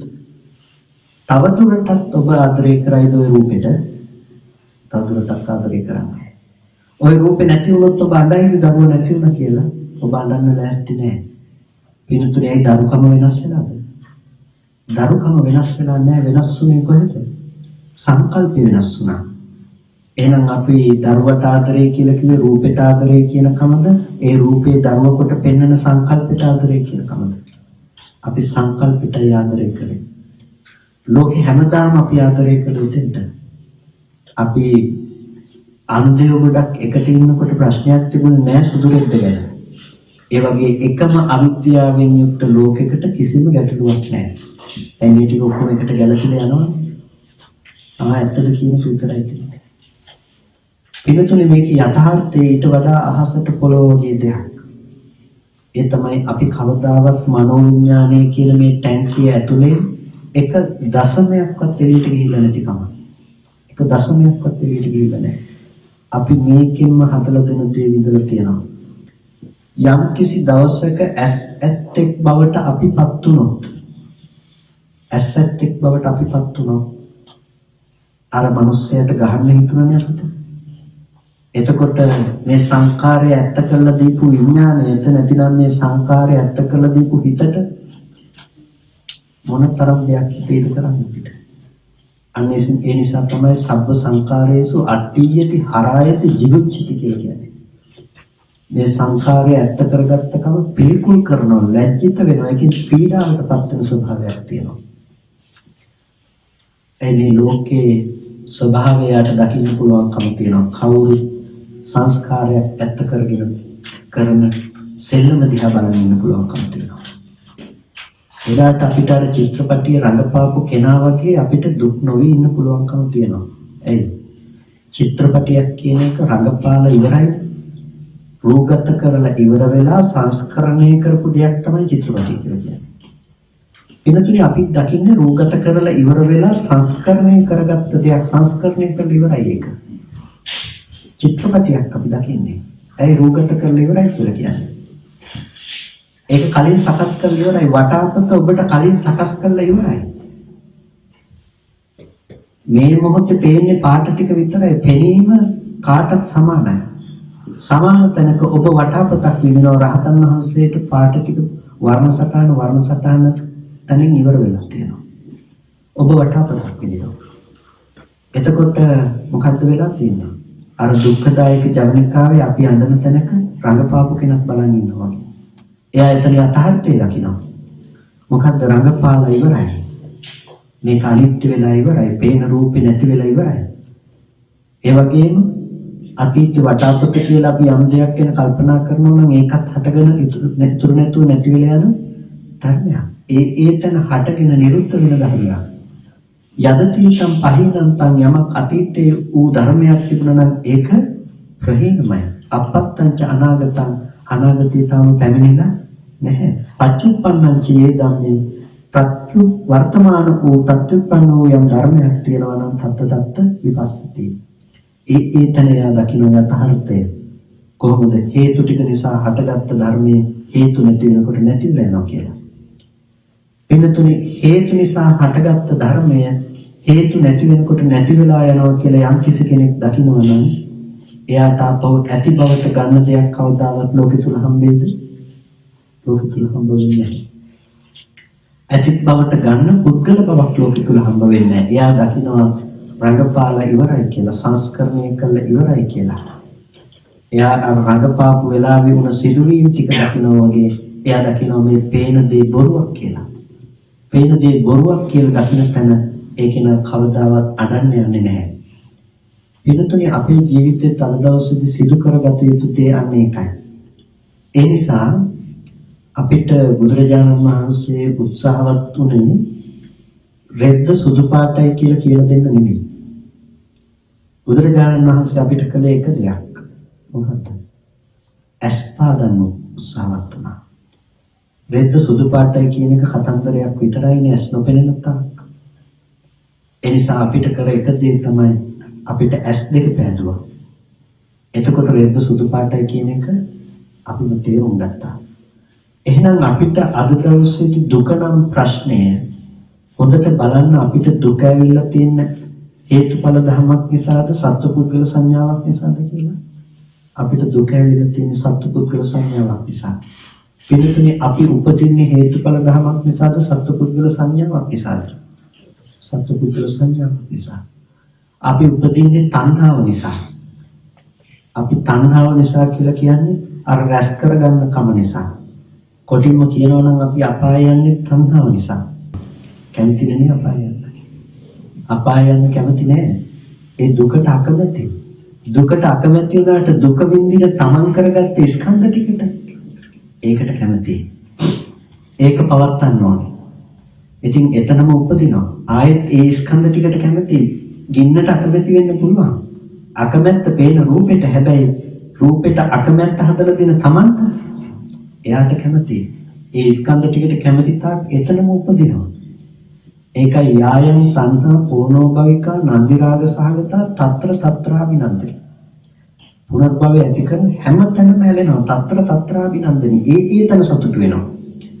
ඒක අපායේද කොහෙද කියන එක අදාළ නැහැ. තෘෂ්ණාවේ ස්වභාවය තමයි ඒ තැන සතුට වෙන ස්වභාවය. ඒ නිසා තිරිසන් ලෝකෙට ගියොත් එතන සතුට වෙනවා. එන දුකට අකමැති, හැබැයි තමන් කරගත්ත ස්කන්ධ ටිකට ඒකට සතුටුයි. ප්‍රේත ලෝකෙට ගියත් ඒ විදිහමයි. මේක තමයි භයානකම වැඩේ. භයානකම වැඩේ ඒක. පේන දෙයක් එක්ක ජීවත් වෙනවා නම් ඒක තරම් භයානක නෑ. මොකද එතෙන් ගියත් අපි තණ්හා කරන්නේ නෑනේ. එන ගින්දරට ඒ දේවල් වලට. හැබැයි එතන ස්කන්ධ ටිකට කරන තණ්හාව ඒක තමයි භයානක. අපිට ආපහු එතනම උප්පත්ති හදලා දෙනවා. එතනම පවත්නවා. පිනතුනේ නිදෙන තැන කියන්න බැරුව හදලා දෙනවා. එනිසා අවිද්‍යාවේ ස්වභාවය තමයි අපිට මේ විදිහට නොදන්නකම නිසා ඒ තැන තණ්හාව ඇති කරලා ඒ තැනට අපිව අරගෙන යනකම ඒක අවිද්‍යාවට උරුම කරගත්ත දේ. අවිද්‍යාවටයි දේ. එතකොට අවිද්‍යාව නිසා නොදන්නකම නිසා තමයි අපි රැස් කරගත්තේ. නොදන්නකම නිසා තමයි අපි මේ දේවල් නැවත නැවත උපාදාන වශයෙන් අපි එකතු කරගත්තේ. එහෙනම් අපිට තියෙන නිරෝධයක් කරන්න. මේ තෘෂ්ණාවගේ නිර්වශේෂ නිරෝධයකට ලක් කරන්නට ඕනේ. ඒකට තියෙනවා ප්‍රතිපදාවක්. ඒකට තියෙනවා ක්‍රමයක්. එතකොට එතනදි කිව්වේ නැහැ කොයි වෙලාවකදීවත් තණ්හාව දුරු කරන්න කියලා. එතනදි කිව්වේ මොකද්ද? පටන් ගත්තේ සම්මා දිට්ඨියෙන් ආපහු. සම්මා දිට්ඨිය කිව්වේ ආපහු පෙන්වන්නේ දුක්ඛේ ඥාන. දුක පිළිබඳව දකින්නකම. සම්මා දිට්ඨිය. එතකොට ආපහු අපිට පටන් ගන්න වෙනවා දුක කියන තැන පිරිසිදු දකින්නකම තුල ඉඳලා. ඒ කියන්නේ මේක වක්‍රව ගෙනල්ලා අපිට සම්බන්ධ කරලා තිබුණා ආපහු. එහෙනම් අපි අද තේරුම් ගත යුතුයි දුක්ඛ ආර්ය සත්‍ය ගැන කතා කරන නැතිනම් ස්කන්ධ ධර්මතාවය පිළිබඳව. එනිසායි කිව්වේ පෘථග්ජන කෙනා සෝවාන් වෙන්න මොකද්ද කරන්න ඕනේ කියලා අහනකොට පංච උපාදානස්කන්ධේ උදේවැය බලනවා. ස්කන්ධයන්ගේ උදේවැය බලනවා. එතකොට සෝවාන් කෙනා සකුදාගාමී වෙන්න, සකුදාගාමී කෙනා අනාගාමී වෙන්න, අනාගාමී කෙනා රහත් වෙන්න, රහතන් වහන්සේ ditta ධම්ම සුඛ විහරණය සඳහා ස්කන්ධයන්ගේ හට ගැනීම සහ නිරෝධය දකිනවා. එතකොට දැන් අපිට පෙන්වලා තියෙන ක්‍රමයක් ස්කන්ධයන්ගේ හට ගැනීම සහ නිරෝධය දකින්නකම. ඒ කියන්නේ අපිට ප්‍රතිපදාව විදිහට අද කරන්නට වෙලා තියෙන්නේ අපි ජීවත් වෙන තැන තියෙන යථාර්ථයේ තේරුම් ගන්න කමමයි. ස්කන්ධයන්ගේ සැබෑ ස්වභාවය අවබෝධ කරගන්න කමමයි. එතකොට අපිට ආපහු ගෙනල්ලා මුලට තමයි ගෙනල්ලා තිබ්බේ. ඒ කියන්නේ ඔබට අවබෝධ කරගන්නට වෙනවා ඇස රූප දෙක ඇතිකල්ලි හටගෙන නිරුද්ධ වෙන ස්වභාවය පිළිබඳව. කන ශබ්ද දෙක හටගෙන නිරුද්ධ වෙන ස්වභාවය පිළිබඳව. කොටින්ම කියනවා නම් සලආයතන නිරෝධය කියන්නේ මොකක්ද කියන එක පිළිබඳව ඔබට අවබෝධ කරගන්න වෙනවා. ස්පර්ශ ආයතන හයම හටගෙන නිරුද්ධ වෙන ස්වභාවය පිළිබඳව. හටගෙන නිරුද්ධ වෙන ස්වභාවය පිළිබඳව තේරුම් ගන්නකොට නිරෝධය දෙකක් තියෙනවා. නිරෝධය කියලා කියනකොට අපි දෙකක් කතා කරනවා. එකක් තමයි හටගත්තු ධර්මතාවයේ නැති වෙලා යන ස්වභාවයක් තියෙනවා. ඇහැ හටගත්තු ධර්මය ඒක ඉතුරු නැතුව නැති වෙලා යන ස්වභාවයක් තියෙන එකක් නිරෝධයක්. හැබැයි මේ නිරෝධය නිවන නෙමෙයි. ඒ නිරෝධය නිවන නම් අපිට නිවන් දකින්න ඕනේ නැහැ. හැම වෙලෙම නිවන අපි ළඟ තියෙනවා. ඒ හටගත්තු දේ නැති වෙලා යනෝනේ. හැබැයි හටගත්තු ධර්මයේ ඉතුරු නැතුව නැති වෙලා යනවා කියලා නොදන්න කම නිසා අපි ඒ දේ නැවත නැවත රැස් කරගන්නවා. ඒ නිසා අපිට හටගත්තු ධර්මයේ නැති වෙලා යන බව අවබෝධ කරගන්නට ඕනේ. අවබෝධ කරනකොට මොකද වෙන්නේ? ඇති බවට ගන්නකම නැති වෙලා යයි. ඇති බවට ගන්නකම නැති වෙලා යයි කියලා කිව්වේ සමුදය සත්‍යයට ක්ෂේත්‍රය හම්බ වෙන්නේ නැහැ. සමුදයට තණ්හාවට බිම හම්බ වෙන්නේ නැහැ. සමුදයට තණ්හාවට බිම තිබුණොත් තමයි එයා වැඩිමටපත් වෙන්නේ. දැන් සමුදය දුරු කළා නෙමෙයි සමුදය අනුත්පාදයට ලක් කළා. සමුදය නොහට ගන්න බවටපත් කළා. සමුදය හටගන්නේ ඇති බවට ගත්තොත්. හැබැයි ඇති බවට ගන්නෙ නැත්නම් දැන් සමුදය උපදින්න විදිහක් නැහැ. ඒ නිසා නිරෝධය කියලා කියනකොට මේ කතා කරන්නේ අනුත්පාද නිරෝධය, නොහට ගැනීමටපත් කරපු බව. නොහට ගැනීමටපත් කරපු බව කියනකොට ඒක සාමාන්‍යයෙන් අපි හිතන වට්ටමට වඩා ටිකක් සියුම් කාරණාවක්. නොහට ගැනීමටපත් කරනවා අනුත්පාද නිරෝධයකට ලක් කරලා කියනවා. අපි කතා කරන්නේ තියෙන තණ්හාව නැති කරන බව ගැන. මේ කතා කරන්නේ තණ්හාව නැති කරන්නට, ඇති කරන්නට භූමියක් නැති කරලා තියෙන කම ගැන. අන්න එයාට කියනවා ඇහැ නැති කළා කියලා. කන නැති කළා කියලා, නාසය නැති කළා කියනවා, දිව නැති කළා කියනවා, කය නැති කළා කියනවා. ඒකෙන් කියන්නේ ඇහැ ගලවලා පැත්තකට දැම්ම, කන ගලවලා පැත්තකට දැම්ම කියලා එහෙම නෙමෙයි. ඇහැ නැති කළා කියලා කියන්නේ ඇහි නිරෝධය සාක්ෂාත් කළා. එහෙනම් එයාට පවතින ඇහැක් නැති වෙලා නැද්ද? එයාට පවතින ඇහැක් අනුත්පාදයට ලක් වෙලා නොහට ගන්න බවට ගිහිල්ලා. කන එහාට නොහට ගන්න බවට ගිහිල්ලා. එයාට පේන්නේ හේතුඵල ධමයක්. අර පහනේ උදාහරණය අහලා තියෙනවනේ. පහනක් පත්තු වෙනකොට මේ තප්පරේ දැල් වෙන තෙල් ටිකක් සිරෙත් දැල්ලක් නිසා අපි කියනවා පහන පත්තු වෙනවා කියලා. ඊටතේ මේ තප්පරේ දැල් වෙන තෙල් ටිකද ඊළඟ තප්පරේට යනකොට තියෙන්නේ නෑ අලුතෙන්ම. මේ තප්පරේ දැල් වෙන තිරේද අලුතෙන්ම. දැල්ලද අලුතෙන්ම එකක්. තුන්වෙනි තප්පරේට යනකොට අලුතෙන්මයි. අපි කියනවා එහෙම තිබිලා පහන නෙවුණා කියලා. මට කියන්න කොයි තප්පරේ තිබුණු පහනද නෙවුනේ කියලා. කොයි තප්පරේ තිබුණු පහනද නෙවුනේ කියන කලින් අපිට අහන්න වෙනවා කොයි තප්පරේද පහන පත්තු වෙලා තිබුණේ කියලා. කොයි තප්පරේදද පහන පත්තු වෙලා තිබුණේ කියලා. හේතු ටික ඇති කල්ලි පහන තියනවා කියලා අපි. හේතු ටික වැය වෙනකොටම පහන වැය වෙලා ඉවරයි. ඒක නැති වෙලා ඉවරයි. ඊළඟ තප්පරේට මෙතන ඉඳලා පහන ගියේ නෑ. එහෙමනම් අපිට හේතුඵල ධර්ම යම් වෙලාවක අවබෝධ කරා නම් අපිට නැති වෙලා තියෙන්නට ඕන පත්තු වෙලා තිබුණ පහනක්. එහෙමද? හේතුඵල ධර්ම යම් වෙලාවක අවබෝධ කළා නම් අපිට ඒකෙන් නැති වෙලා තියෙන්නේ මොකක්ද? එක දිගට පත්තු වෙලා තිබුණ පහනක් නැති වෙලා තියෙන්න ඕනේ. අපිට වෙන්න තියෙන හේතු ටික නිසා ඇති වුණ සහ හේතු නැති වෙනකොට නැති වුණ ධර්මතාවයක් විතරයි. ඒ තුල අපිට පත්තු වුණ පහනක් නැහැ.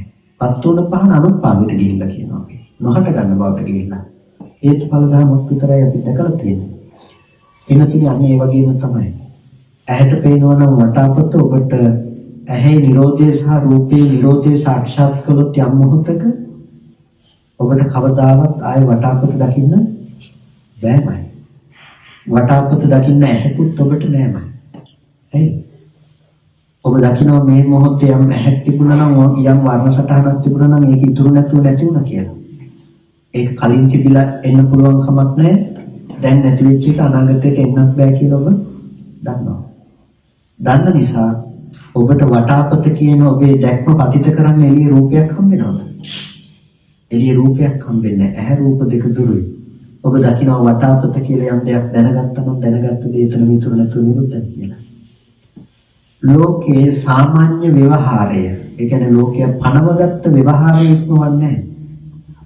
රාතන් වහන්සේගෙන් යහුවත් වටාපත හොඳයිද කියලා, වටාපත හොඳයි ලස්සනයි කියයි. හැබැයි අපි වටාපත ලස්සනයි කියනකොට රාතන් වහන්සේ වටාපත හොඳයි ලස්සනයි කියන වටාපතක් තිබිලා නැහැ. දර්ශනය වෙනස්, හැබැයි කතාව අපේ මට්ටමින් කතා කරනවා. හැබැයි දර්ශනය දෙකක්. දර්ශනය දෙකක් කියන්නේ මෙතන ගැටලුව වෙලා තිබුණේ මේක දකින්නකොට මෙහි වටාපත කියලා දැනගන්නකම නෙමෙයි. ගැටලුව උනේ දැනගන්නකමයි දකින්නකමයි දෙකම එකක් කියලා හිතන මෝඩකම.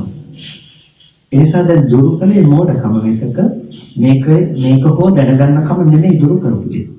මේ දෙකම එකක් කරලා ගත්ත මෝඩකම. අවුලයි එකට ගැට ගහපු කමයි නැති කලේ. එතකොට මේ දෙකක් වුණා. එතකොට ඒක විච්ඡේ දිට්ඨමත්ත සහ විඤ්ඤාති විඤ්ඤාතමත්ත කියලා.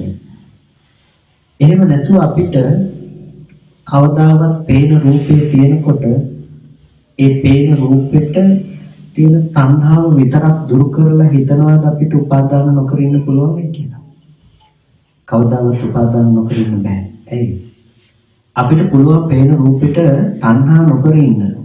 ඒ ගැන හිතලා ඒ ගැන කලකිරලා හැබැයි අපි උපේක්ෂා සහගතව හරි මේ පේන රූපය අසුර කරනවා. එතකොට එතන අවිද්‍යාව යෙදෙනවා. කොටින්ම කියනවා නම් අපි වටාපතට තණ්හා කරනවා කියලා වටාපතට ආස නොකලට වටාපතට ඔබ ලෝභ නොකලට ওই වටාපත තියනවා කියලා පෙන්වන ස්කන්ධ ටිකට ඒ ටිකට ආස කරනවාමයි. ඒක තෘෂ්ණාවෙන් දකින්න එපා. රැස් කරගන්න කමින් දකින්න. තමන්ව රැස් කරගන්න කමින්. තමන්ව ජීවත් කරන කමින්.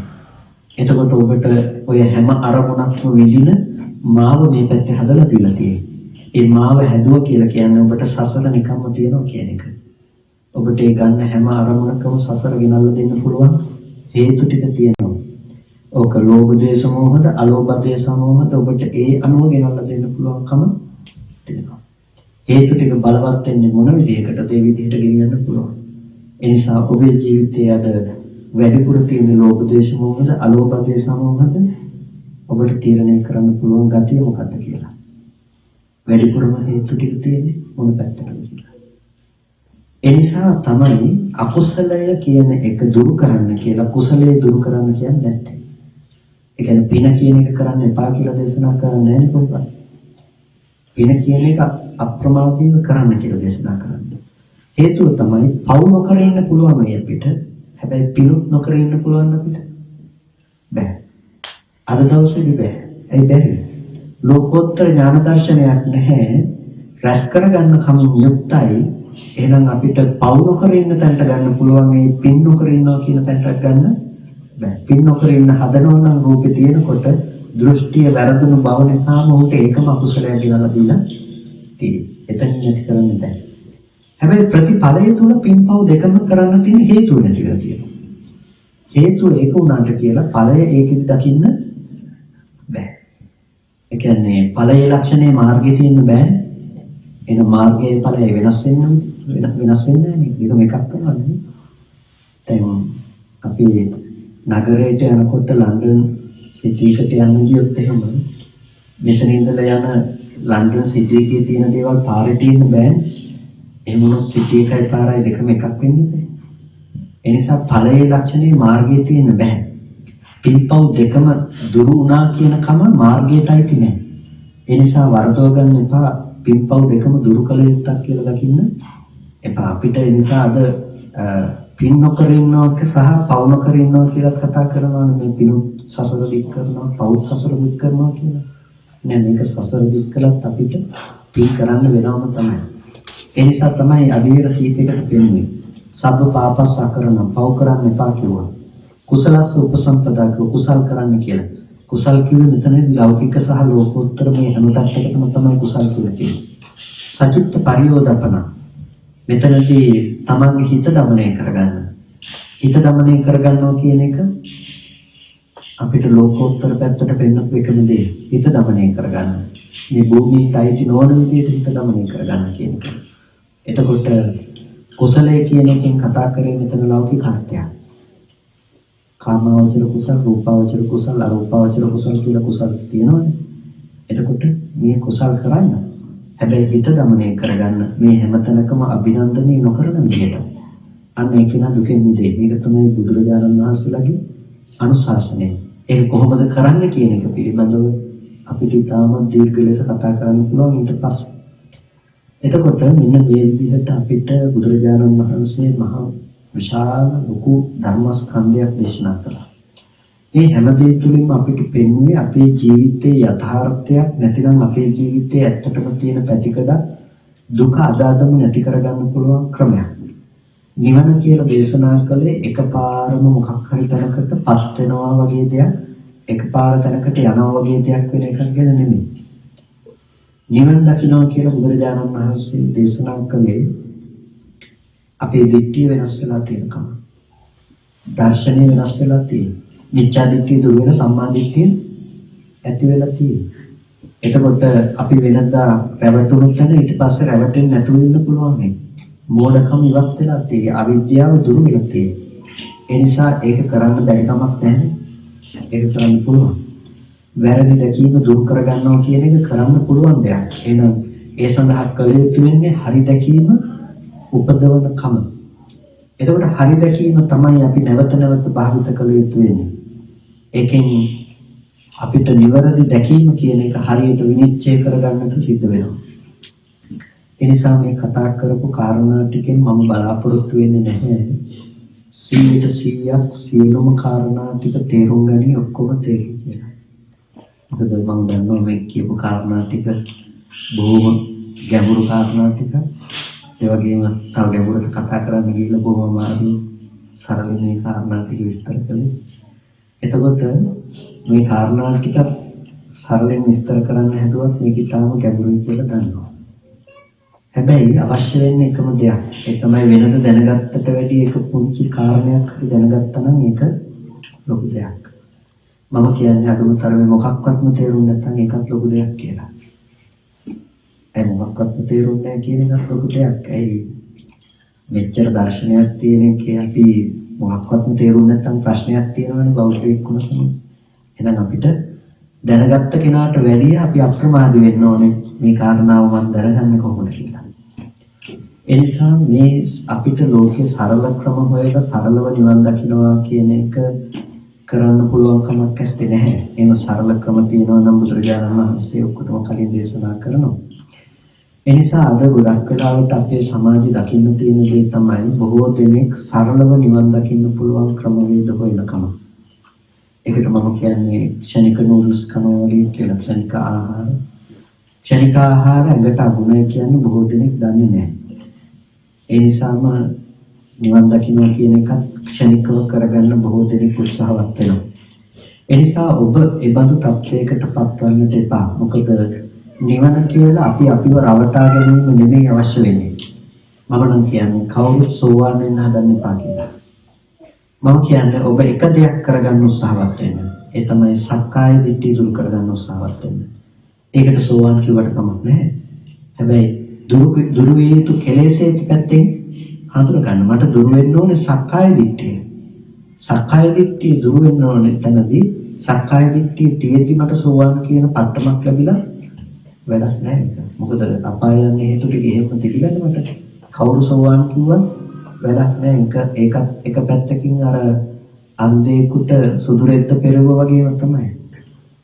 අපිට තවත් රෙද්දක් පොරවල කියන එච්චරයි. සෝවාන් කමත් ඒ විදිහට ගත්තොත්. එනිසා අපිට අප්‍රමාදී වෙන්නට ඕනේ කෙලෙස් ටික දුරු කරගන්නට. ඒ ආශ්‍රව ටික, ඒ කෙලෙස් ටික අපි තුල නූපදින බව, නොහට ගන්න බව අපිට පේන්න ඕනේ. ඒ ටික අපිට නොපෙනුනොත් එහෙම වෙන්නේ අපි දෘෂ්ටිගත වෙන එක. මිත්‍යා දෘෂ්ටි වලට හසු වෙලා අපි අධර්මයේ ධර්මයේ කියලා හිතාගෙන දරාගෙන ඉන්නවා. ඒක මහා බරපතල භයානක තත්ත්වයක්. ඒ නිසාම තමයි සර්පය වලිගෙන් අල්ලගන්න එපා කියලා බුදුරජාණන් වහන්සේ දේශනා කළේ අලගත් රූප සූත්‍රයේ. ඒ සර්පය වලිගෙන් අල්ලගත්තොත් එහෙම ඒක මහ විශාල අනර්ථයක්, මහ විශාල විනාශයක් කරනවා. ඒ නිසා අද ලෝකයේ ඔබට තියෙන දුෂ්කරම කාරණය තමයි සර්පය හරියට අල්ලගන්නකම. ධර්මයේ නිවැරදිව ග්‍රහණය කරගන්නකම. ඒ නිසා කොයි වෙලාවකවත් ත්‍රිපිටකය ඉක්මවා යන්න හිතන්න එපා. ත්‍රිපිටකයේ තියෙන අර්ථයට ගරු කරලා ඒ අර්ථ ධාරණය කරගන්න. හැබැයි ගොඩක් වෙලාවට අපි දකිනවා අර්ථ විකෘති කරන පිරිස් විසින් ත්‍රිපිටකයත් භාවිත කරන ගොඩක් වෙලාවට අපිට වඩා හොඳට ත්‍රිපිටකය භාවිත කරනවා. හැබැයි මේ විදිහට සූත්‍ර සමහර විට දානම පෙන්නනවා ස්ලයිඩ් ෂෝ වලදී. හැබැයි ඒ තුල පෙන්වන්නේ සූත්‍රයක කොටසක් විතරයි. ඒකයි තියෙන ගැටලුව. දැන් මම මෙහෙම කිව්වොත් දැන් ධානලාභී පිරිස් බොහෝ ඉන්නවානේ. එතකොට ධානලාභී පිරිස් බොහෝ ඉන්නකොට පළවෙනි ධානයේදී අපි කියනවා කාමයේ දුර වෙලා කියලා. කාම සංඥාවන් දුරු කරගත්ත නිසා තමයි පළවෙනි ධානය ලබන්නේ කියලා අපි කියනවා. එතකොට දැන් මේක කිව්වොත් එහෙම ධානලාභීයිට ප්‍රශ්නයක් වෙනව නේද? ඒ නිසා ත්‍රිපිටකයේ සූත්‍රයකින්ම අරගෙන පෙන්නනවා නෑ ප්‍රථම ධානලාභියට කාම සංඥා තියෙනවා කියලා. ඒ කොහොමද පෙන්වන්නේ? ඒක සූත්‍රයකදී බුදුරජාණන් වහන්සේ දේශනා කරනවා ප්‍රථම ධානලාභියාට වැඩිපුරම උපක්ලේශය මොකද්ද? කාම සංඥාවක් කියලා. දැන් ප්‍රථම ධානය ලබාගත් කෙනා කාම සංඥා දුරු කළා තමයි ප්‍රථම ධානය ලබා ගන්න. හැබැයි ප්‍රථම ධානය ලබාගත් කෙනා ආසන්නම හේතුව මොකක්ද තියෙන්නේ? කාම සංඥාව. ප්‍රථම ධානයට බාධා කරනවා නම් බාධා කරන්නේ මොකක්ද? කාම සංඥා. කාම සංඥාවක් ඇතිවලා තමයි ප්‍රථම ධානය පිරෙන්නේ යට. ඒ නිසා ඔහුට බාධා කර ධර්මයක් වලටපත් වෙන්නේ කාම සංඥා. දැන් ඔන්න ඔය සූත්‍ර පාඨය විතරක් ගන්නවා ප්‍රථම ධානයට කාම සංඥාව බාධා කරයි කියන. මේ තියෙන ප්‍රථම ධානලාභියට කාම සංඥාව බාධා කරයි කියන ප්‍රථම ධානලාභියට කාම සංඥා ඇති වෙනවා කියන එක. මේ කියන්නේ ප්‍රථම ධානයේ තියෙනකොට එයාට කාම සංඥා උපදිනවා කියලා නෙමෙයි. දැන් ප්‍රශ්නේ තියෙන්නේ ගෙදර ඉන්නකොට කාම විතරකාදී චේතනාවක් තියෙනවා ප්‍රථම ධානයක් තියෙනවා කියන එකනේ අද සමාජයේ අවශ්‍යතාවයේ මිනිසුන්ගේ අවශ්‍යතාවයට ත්‍රිපිටකයේ සූත්‍රයක් හදලා පෙන්නනවා සූත්‍ර පාඨය පෙන්නනවා මේ තියෙන්නේ කාම සංඥාවක් තියෙනවා එයාට ප්‍රථම ධානයක් තියෙනවා ප්‍රශ්නයක් නැහැ කියලා. හැබැයි සූත්‍රයේ බුදුරජාණන් වහන්සේ පෙන්නගෙන යන්නේ වෙනමම කාරණාවක්. ඒ තමයි කාම සංඥාවත් ප්‍රථම ධානලාභියට කාම සංඥාව බාධකයි කණ්ඨකයි ප්‍රථම ධානයට. ඊට පස්සේ විතක්ක ਵਿਚාර දෙක ဒုတိ ය ධානයට බාධකයි. විතක්ක ਵਿਚාර නැති කළා තමයි ဒုတိ ය ධානයටපත් වෙන්නේ. හැබැයි විතක්ක ਵਿਚාර දෙක බාධා කරයි. ඒ කියන්නේ ඉක්මනට විතක්ක ਵਿਚාර නිසා තමයි ဒုတိ ය ධානය පිරිහෙන්නේ යන්නේ. දැන් මෙහෙම පෙන්නන කාරණය සම්පූර්ණම අනිත් පැත්ත හරවලා කොටසක් විදිහට පෙන්නනවා. එතකොට බලාගෙන ඉන්න අයටත් හිතෙනවා ඇත්තනේ සූත්‍රයේ තියෙන්නේ මේ විදිහට මෙච්චර සූත්‍රය තියෙන දෙන්නේ මේ වැරදි කියන්නේ කියලා. නමුත් ඒ සූත්‍රය තියෙනව නෙමෙයි. සූත්‍රයේ තියෙන දේ කොටසක් විතරක් පෙන්නන ඊටු කොටස නොපෙන්නා කාරණා කියනවා. අන්න ඒ විදිහට කියනකොට අපි පරිස්සම් වෙන්නට ඕනේ. දැන් සත්‍ය විභංග සූත්‍රය අරගෙන ජාතිපි දුක්ඛ කියන කාරණාව විතරක් පෙන්නනවා. මෙතන ජාතිපි කියන්නේ මොකක්ද කියන පදේ විග්‍රහ කරන්න ඉතුරු වුණාම ඒකට ගන්නවා පිය ජාතික සූත්‍රය. එතකොට දැන් ජාතිපිය දුක්ඛ කියලා නෙමෙයි අතන කිව්වේ ජාතිපි දුක්ඛ කියලා. හැබැයි මේ සමාන වචන නිසා පිය ජාතික සූත්‍රයේදී බුදුරජාණන් වහන්සේ දේශනා කරනවා ප්‍රිය ජාති නිසා දුක එනවා කියලා. ප්‍රිය ජාති වෙනස් වෙනකොට දුක එනවා කියලා ඒකෙත් දේශනා කරනවා.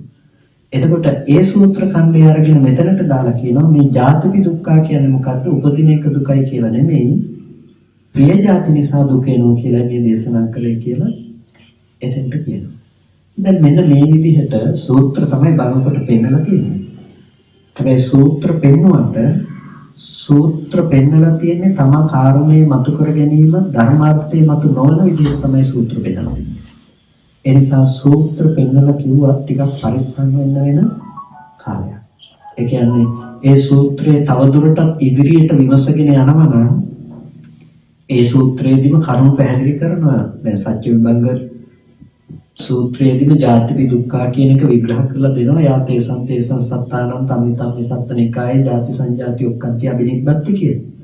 ඒ කොටස පෙන්වන්නේ නැහැ මේ සූත්‍රය යටට තියෙන. නමුත් පිය ජාතික සූත්‍රේ කොටස අරගෙන එතනට දාලා අමේ තියෙන ජාතිපි දුක්ඛා කියන එක හොඳටම විග්‍රහ කරලා තියෙන තැනක් තමයි මජ්ක්‍ධිම නිකායේ පිය ජාතික සූත්‍රය. ඒක බලනවා නම් හොඳටම තේරෙනවා කියලා ඒ කොටසින් අර්ථ විග්‍රහ කරනවා. ඉතින් මෙන්න මේක ඉතාමත් භයානක තත්වයකට අපේ සමාජයේ වැසගෙන තියෙන දෙයක්. ඒ නිසායි ඒ කාරණා ටික මතක් කළොත් හොඳයි කියලා කල්පනා කළේ. හේතුව තමයි අපි ලංකාව පුරාම අපි දැක්ක පහුගිය කාලේ පුරාවටම මේ මතවාදයන් ඉතාමත් ශීඝ්‍ර ලෙස ව්‍යාප්ත වෙනවා. සාමාන්‍යයෙන් අපි අවබෝධයෙන් දැනගෙන හිටිය යම් යම් රැලි එනවා කාලෙන් කාලෙට මේ දේවල් නැවත නැති වෙලා යනවා. මේක සාමාන්‍ය දෙයක් නේ. ඉතිහාසෙදලා යම් යම් දේවල් ආවා යම් යම් දේවල් නැති වෙලා යනවා මතවාද තර්ක විතර්ක. නමුත් මෙතනදී අපි දැකපු දෙයක් තිබුණා ඊට වඩා වෙනස් ස්වභාවයක්. ඒ තමයි අපේ මූලාශ්‍ර පද්ධතියට කෙලින්මම වැරදි කියලා කතා කරන දේ. ගත්තොත් අනිත්‍ය දුක්ඛ අනාත්ම කියන ත්‍රිලක්ෂණයම වෙනස් කරනකම.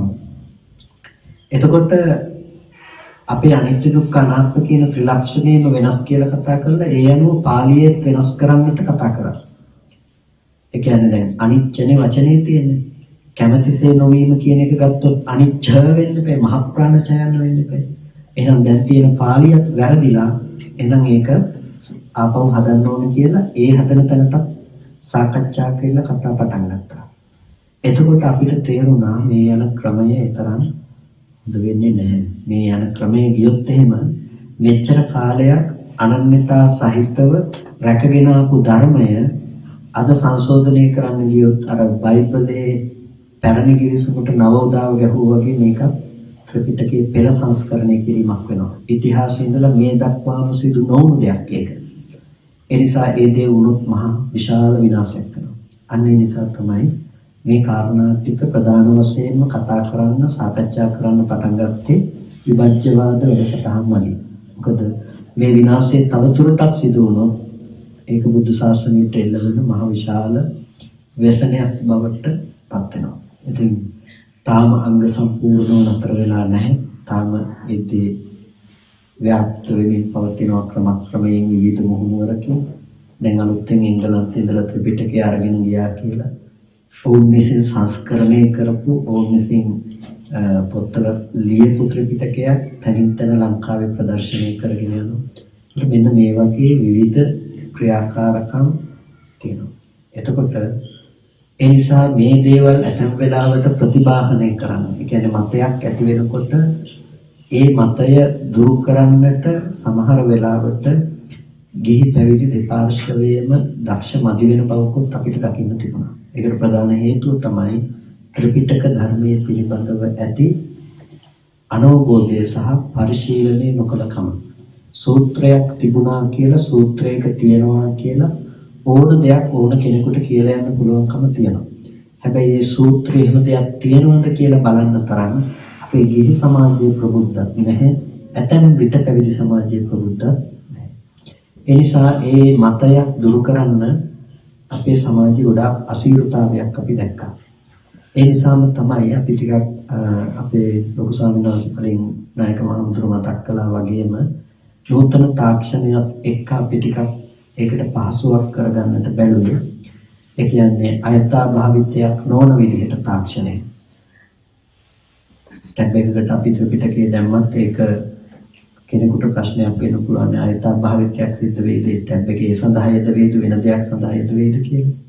ඒ නිසා මේක සකස් කරලා තියෙන්නේ ඒ ත්‍රිපිටකේ පරිහරණය සඳහා පමණක්ම භාවිත කරන්නට පුළුවන් වෙන විදිහට. වෙන කිසිම දෙයක් සඳහා භාවිත කරන්නට බැරි වෙන විදිහටම සියලුම ආකාරයෙන් සකස් කරලා තියෙන දෙයක්. ඒ වගේම අපි මුළු ත්‍රිපිටකයේම තියෙන සූත්‍ර ඔක්කොම කියවලා ඒ සියලුම සූත්‍ර මාතෘකා 20කට විතර බෙදලා වෙන් කරලා තියෙනවා. ඒ කියන්නේ භාවනා සතිපට්ඨානය ඊට පස්සේ ආනාපාන සතිය සීලය සමාධිය ප්‍රඥාව වගේ මාතෘකාවලට බෙදලා වෙන් කරලා තියෙනවා. සීලය ගැන හොයන්න ඕන කෙනාට සීලය කියන මාතෘකාවට ගියාම ත්‍රිපිටකයේම සීලය පිළිබඳව විග්‍රහ කරලා තියෙන විස්තර කරලා තියෙන සූත්‍ර ටික ලිස්ට් එකකට පෙන්නනවා. ටක් ගාලා ඒ සූත්‍රයට ගිහිල්ලා අදාළ මූලාශ්‍රය ඉතාමත් ඉක්මනින් ලබා ගන්න පුළුවන්කම තියෙනවා. සමාධිය ගැන බලන්න අවශ්‍ය කෙනෙකුට සමාධිය කියන මාතෘකාවට ගියපුවාම මුළු ත්‍රිපිටකයේම සමාධිය පිළිබඳව විග්‍රහ කරලා තියෙන සූත්‍ර දේශනා ස්ථාන පෙන්නනවා. එතකොට ඉක්මනට මේ මූලාශ්‍රයට යන්න පුළුවන්කම තියෙනවා. ඉතින් ඒක කාටත් ප්‍රයෝජනවත් වෙන දෙයක්. මොකද ඕනම කාරණාවක් ගවේෂණය කරනකොට අදාළ සූත්‍රයට අදාළ මූලාශ්‍රයට ඉතාමත් වේගයෙන් යන්න පුළුවන්. එතකොට ප්‍රශ්න निराකරණය කර ගැනීමේදී ඒක ඊටාම කාටත් වැදගත් වෙන දෙයක් බවට පත් වෙනවා. ඒ නිසා තමයි මහා සංඝරත්නය උදෙසා ඒ බඳු දෙයකුත් සකස් කරලා දීලා ඒක පරිහරණය කළ යුතු ආකාරය සහ ඒ දේ උපදේශන ක්‍රමවේදයකුත් එක්ක සකස් කරලා වැඩපිළිවෙලා ඊළඟ වැඩසටහන මගින් අපි ක්‍රියාත්මක කරන්නට අදහස් කළේ. ඒ පිළිබඳව තමයි ලොකු ස්වාමීන් වහන්සේ මුලින්ම සිහිපත් කරන්නට යෙදුනේ. එතකොට කවුරුත් එහෙනම් කල්පනා කරගන්න ධර්ම දේශනාව ආශ්‍රය කරගෙන අද ප්‍රශ්න ගැටළු මොනවද කියනවද කතා කරන්නේ?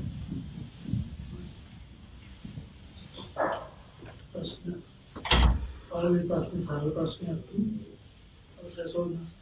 ඒ අදම දැන් ස්වාමීන් වහන්සේලා විතරක් නැත්නම්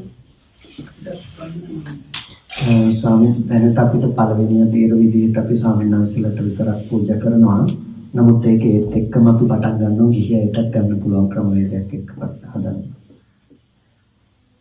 ධර්ම ප්‍රශ්නයක් තියෙනවා. දැන් ස්වාමීන් වහන්සේ දේශනා කරපු ධර්මයේ සම්පූර්ණයෙන්ම අවබෝධ කරගන්න අපහසුයි කාලීනව තුළ ඉදිරියට ගිහිලා මේ ගැන කල්පනා කරන්න ඕනේ. ඒක පන්සල් බලන්න ඕනේ. ඒක කරන්න තව පොඩි ප්‍රශ්නයක් ඇති වෙනවා. ස්වාමීන් වහන්සේ රැස් කරනවා කියන වචනේ පාවිච්චි කරනවා. නමුත් මට පැහැදිලි නෑ ඒ රැස් කරන්නේ කුමක්ද කියලා දැනගන්න. එතකොට මට අවබෝධයක් තියෙනවා මේ ප්‍රශ්න ඔක්කොම අපිට ඇති වෙන්නේ අපේ දුක නැත්තම් අපේ ඇති වෙන්නේ අපේ සංඥා රැස් කර ගැනීම නිසා කියලා. ඒක මට ප්‍රශ්නයක් ඇති වුණා. ස්වාමීන් වහන්සේ රැස් කරනවා කියලා කිව්වේ සංඥා රැස් කර ගැනීම නැත්තම් වෙන මොකක්ද රැස් කර ගැනීමක් කියලා. ඒ පොතක් විග්‍රහ කරලා දෙනවා. අපි රැස් කර ගන්නවා කියනකොට සංඥාත් රැස් කර ගන්නවා, රූපත් රැස් කර ගන්නවා. රූපං රූපත්ථය අபிසංකරොන්ති इति සංඛාරෝ. රූපය සකස් කර ගැනීම පිණිස රූපය රැස් කරනවා අපි.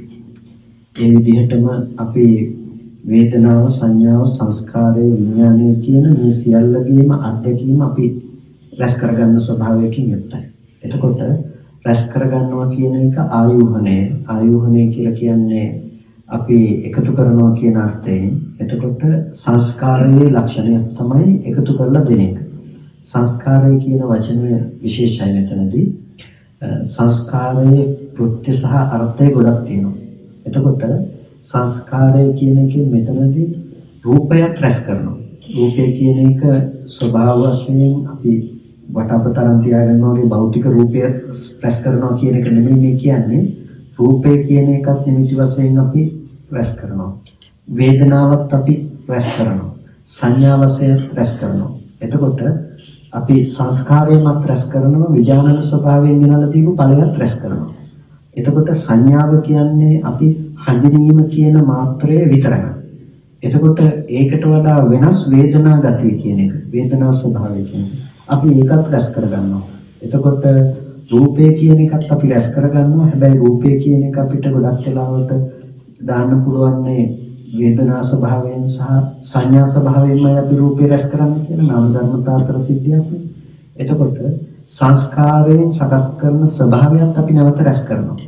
විඥානන කෘත්‍ය ඒක දැනගන්න බවට ගෙනල්ලා දීපු දේ නැවත රැස් කරගන්න ස්වභාවයකින් යුක්තයි. එතකොට මේ හැමදේම එකතු කරලා තියාගන්න කම.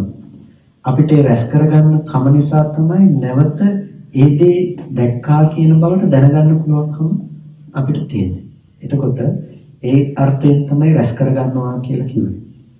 ඇති බවට එකතු කරනකම, ඇති බවට හිතනකම. උට සත්‍ය කියන්නේ මොන්සේ මුදිතේ ගැඹුරුවත්ේ නැත්නම් අමිකාර්තේ රැස් කර ගැනීම නිසා හේතු දෙයක් කියලා.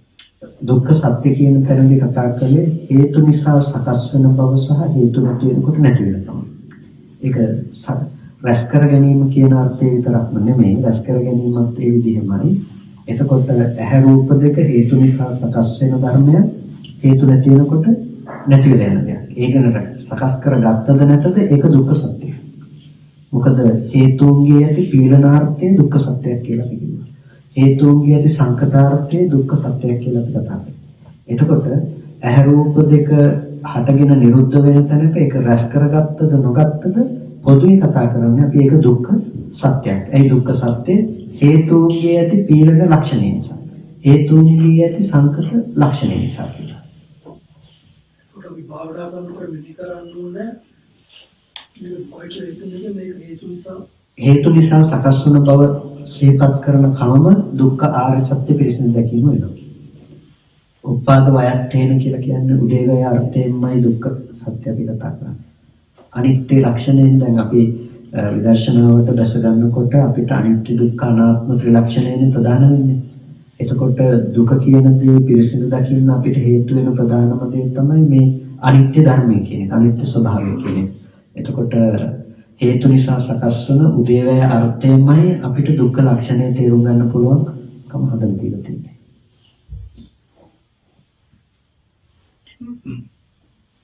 අවසරයි සම්මත ඒ ප්‍රශ්නේ තමයි මම කියන්නේ රැස් කරනවා කියන එක ඉබේම සිද්ධ වෙන දෙයක් නේ. ඒක අපි කොහොමද නැති කරන්නේ බැහැ. අපිට අද රැස් කරනකම නැති කරන්න බෑ අද අපිට. ඒ නිසායි අර ඉස්සෙල්ලාම අපි කල යුත්තේ භූමිය නැති කරන එක කියලා කිව්වේ. ඒ කියන්නේ සම්මා දිට්ඨියේ අද අපිට රැස් කරන එක නැති කරන්න බෑ ප්‍රායෝගිකව. ඒ නිසා අපි කල යුතු වෙන්නේ යථාර්ථය පෙන්වනකම විතරයි. එතකොට යථාර්ථය අර සුදු රෙද්ද ගැන කතා අපිට කිව්වට වැඩක් නැහැ. අපිට කරන්න ඕනේ S2 පෙන්වන එකකම කිව්වා වගේ අපිට කල යුතු දේ බවට පත් වෙන්නේ යථාර්ථය පෙන්වනකම. යථාර්ථය පෙන්වනකම ඇති වෙනකොට රැස් කරගන්න දෙයක් හම්බ වෙන්නේ නැති වෙයි අපිට. මොකද අපිට පේනවානේ දුක්ඛ සත්‍යයක්. එතකොට හේතු නිසා හටගෙන හේතු නැති වෙනකොට නැති වෙන ධර්මයක් කියලා. එතකොට හේතු නැති වෙනකොට නැති වෙන දේ නැවත රැස් කර ගැනීමට හම්බෙන්නේ නැහැ නේද? අපි නැති වෙන බව දැක්කම ඒ දේ නැවත කවදාවත් හට නොගන්න බවට අපි දැක්කම ඉතුරු නැතුවම නැති වෙන බව අපි දැක්කොත් ආය දවසක අපි ඒ දේ දකින්න පුළුවන් කියන බව අපිට ඉතුරු වෙන්නේ නැහැ. කෙලෙස් අනුසහගත මට්ටමින්වත් අපිට ඉතුරු වෙන්නේ නැහැ. ඒ නිසා අපිට ඒ දේ නැති කරන්නේ නැතුව අපි කල යුතු වෙන්නේ උදේවැය අවුත් දකින්න එක ස්කන්ධයක්.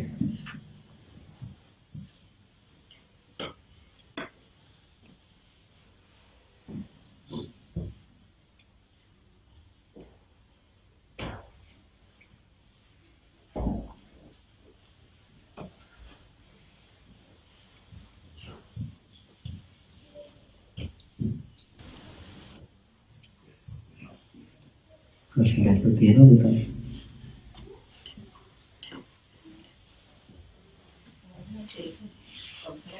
ඒක භාවනාවෙන්ම කරන්න ඕන දෙයක්. භාවනාවෙන්ම කළ යුතු දෙයක් තමයි. ඒ කියන්නේ භාවනාව කියනකොට මෙහෙමයි. අද අපි සාමාන්‍යයෙන් අර භාවනා සංස්කෘතියක් විදිහට අපේ එකක් තියෙනවානේ. يعني ඉඳගෙන මේ විදිහට අපි කරනවා ඒක නෙමෙයි. අපේ හිත යම් තැනක වැඩෙනවා නම් හිත දියුණු වෙනවා නම් ඒකම තමයි භාවනාව. ජීවිතේ භාවනාව වෙන්න ඕනේ, භාවනාව ජීවිතේ වෙන්න ඕනේ. එතකොට ඒ දර්ශනය අපි ජීවිතයට භාවිත කරන කමම තමයි භාවනාව බවට පත් වෙන්නේ. ඒකයි ලෝකුත්තරස්ස කම්මස්ස කතත්තා භාවිතත්තා කියලා කියන්නේ. ලෝකෝත්තර කර්මයේ කළ බැවින් වැඩූ බැවින් තමයි ලෝකෝත්තර ඵලයක් අපිට ලැබෙන්නේ. ඒ නිසා අපිට අනිත්‍යානු දර්ශනය, දුක්ඛානු දර්ශනය, අනාත්මානු දර්ශනය කියන එක තමයි අපිට අද මේක වඩන්න තියෙන දේ බවට පත් වෙන්නේ. ඒ නිසා අනිත්‍යානු දර්ශනය අනුව බලන කම නිසා තමයි අපිට අනිත්‍ය සාක්ෂාත් වෙන්නේ.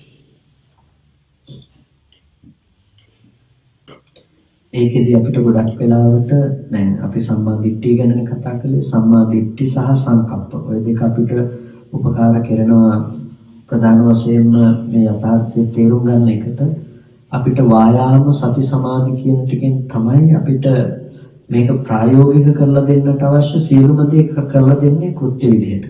වායාම සති සමාධි කියන්නේ. එතකොට සතිය සහ සමාධිය කියන එක සමාධියෙන් චිත්ත ඒකග්‍රතාවයත් සතියෙන් සිහියත් උත්සාහය වීර්යය කියන එකෙන් මේක ප්‍රත්‍යක්ෂ කිරීමට අවශ්‍ය ඉන්ධනත් අපිට ලබා දෙනවා.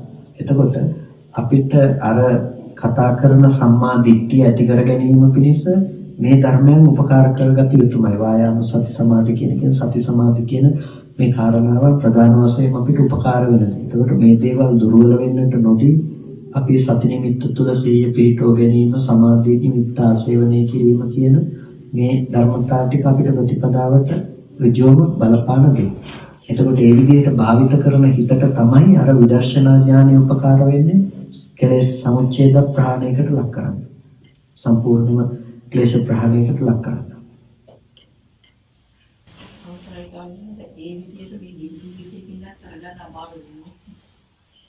කරගන්න අමාරුවක් නැහැ.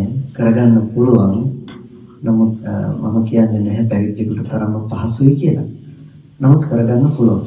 ඒ කියන්නේ අපිට කල යුතු දේ බවට පත් වෙන්නේ අතහරින එක නෙමෙයි. අතහැරෙන දර්ශනයක් දියුණු කිරීම. ඒ කියන්නේ ගෙවල් දොරවල් අතහැරලා දාලා පැත්තකට දානවා කියන එකෙන් නෙමෙයි මේ දේ ඉවත් කරනවා කියන දෙයට තියෙන දේ බවට පත් වෙනවා. අපි කල යුත්තේ ස්පර්ශ ආයතන 6 පිළිබඳව අවබෝධ කරන එකනේ. එහෙනම් ස්පර්ශ ආයතන 6 අවබෝධ කරන එකට අපිට බලපවත්වන්නට වෙන්නේ පරිසර පද්ධතිය නෙමෙයි අපි ඒ පිළිබඳව දක්වන නුවණ. ඒ කියන්නේ මම ඔකට කියන්නේ දැන් ඉස්සර කාලේ ගිහි අයට ධර්මය අවබෝධ කරන්නත් අද කාලේ ගිහි අයට ධර්මය අවබෝධ කිරීමේ අපහසු වෙනත් වෙන හේතුවක් නැහැ.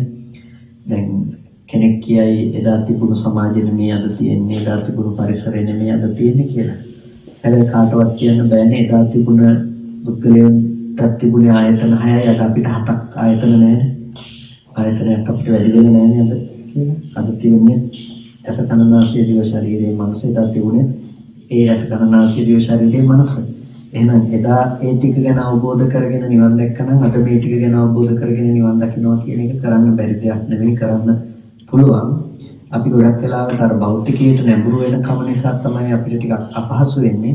නමුත් අපිට පුළුවන් දර්ශනයේ මගින් ඒක සෑහෙන දුරකට සමතේකටපත් කරන්න පුළුවන්කම තියෙනවා. ඒ කියන්නේ ප්‍රායෝගිකව කළ හැකි දෙයක් බවට පත් කරගන්න. ඉස්සෙල්ලාම තමන් දර්ශනය තුළ වඩනකොට තමන්ට තේරෙයි තමන්ගේ ස්වභාවය වෙනස් වෙනවා කියන එක. ඒ කියන්නේ තමන්ගේ ජීවිතේ තමන්ගේ චරිතය තමන් ප්‍රතිචාර දක්වන ක්‍රම මේ දේවල් වෙනස් වෙනවා කියන එක ප්‍රායෝගිකව තමන්ට මතෙන්න පුළුවන්. වෙනද තමන්ට තරහ යනකොට දැන් තේරෙයි තමන්ට තරහ ගන්න බැරි වෙනවා කියන එක. ඒ කියන්නේ තරහ පාලනය කරනව නෙමෙයි ඒක ගොඩක් වෙලාවට තරහ ගන්න බැරි වෙනවා.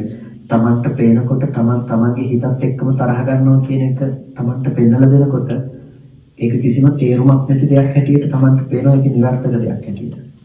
තමන් වෙනද අඬන වැළපෙන දුක් වෙන දෙයක තමන්ට තේරෙනවා නම් තමන්ගේ හිත ගැන හිත දුක් වෙන්නේ ඇයි කියලා. එතකොට ඒක නිර්ර්ථක දෙයක් හැටියට තමන්ටම වැටහෙන්න ගන්නවා. එතකොට දුක් වෙන්න තියෙන එක තමන්ට නිකම්ම අඩු කරලා තියෙනවා. ඒ විදිහට අපිට ජීවිතයේ ඉස්සෙල්ලාම රළු තැන් වලින් අපිව වෙනස් කරනවා. අපිව තේරෙනවා ධර්මයෙන් තුල වැඩෙනවා නම් අපේ මනස. ඒ විදිහට වෙන්නේ නැත්නම් අපි හිතන ක්‍රමය සහ වැඩෙන ක්‍රමය යම් වෙනසක් තියෙනවා. එහෙනම් අපි ඒකන අපව කතා කළේ ඉතින් අපි කරන්නේ මොකද්ද? අපි වඩන්නේ කොහොමද කියන එක. ඒ කියන්නේ මේ වගේ වෙලාවකදී අපි කරන්නේ පොදුවේ දර්ශනය ගැන කතා කිරීම සහ කරුණු ඉදිරිපත් කිරීමනේ. එතකොට ඒ දේ සමහර විට ප්‍රායෝගිකව භාවිත කිරීමේදී කෙනකෙනාට අනන්‍ය වූ ක්‍රම සහ වෙන වෙනම වඩන්න අවශ්‍ය වෙන ක්‍රමවේද තියෙනවා. එතකොට අපි ඒක වෙනම කතා කළ යුතු දෙයක් වෙනවා.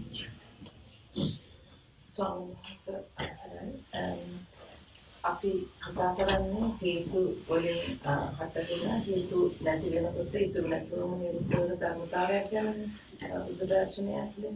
එතකොට ස්වාමීන් වහන්සේ මේ අපි කර්ම විපාක ගැන කතා කරනකොට දැන් අපි කියන පෙර ආත්මක කරපු කර්මයක විපාකයක් මේ ආත්මෙට ගන්න වෙන්න පුළුවන් කියන්නේ.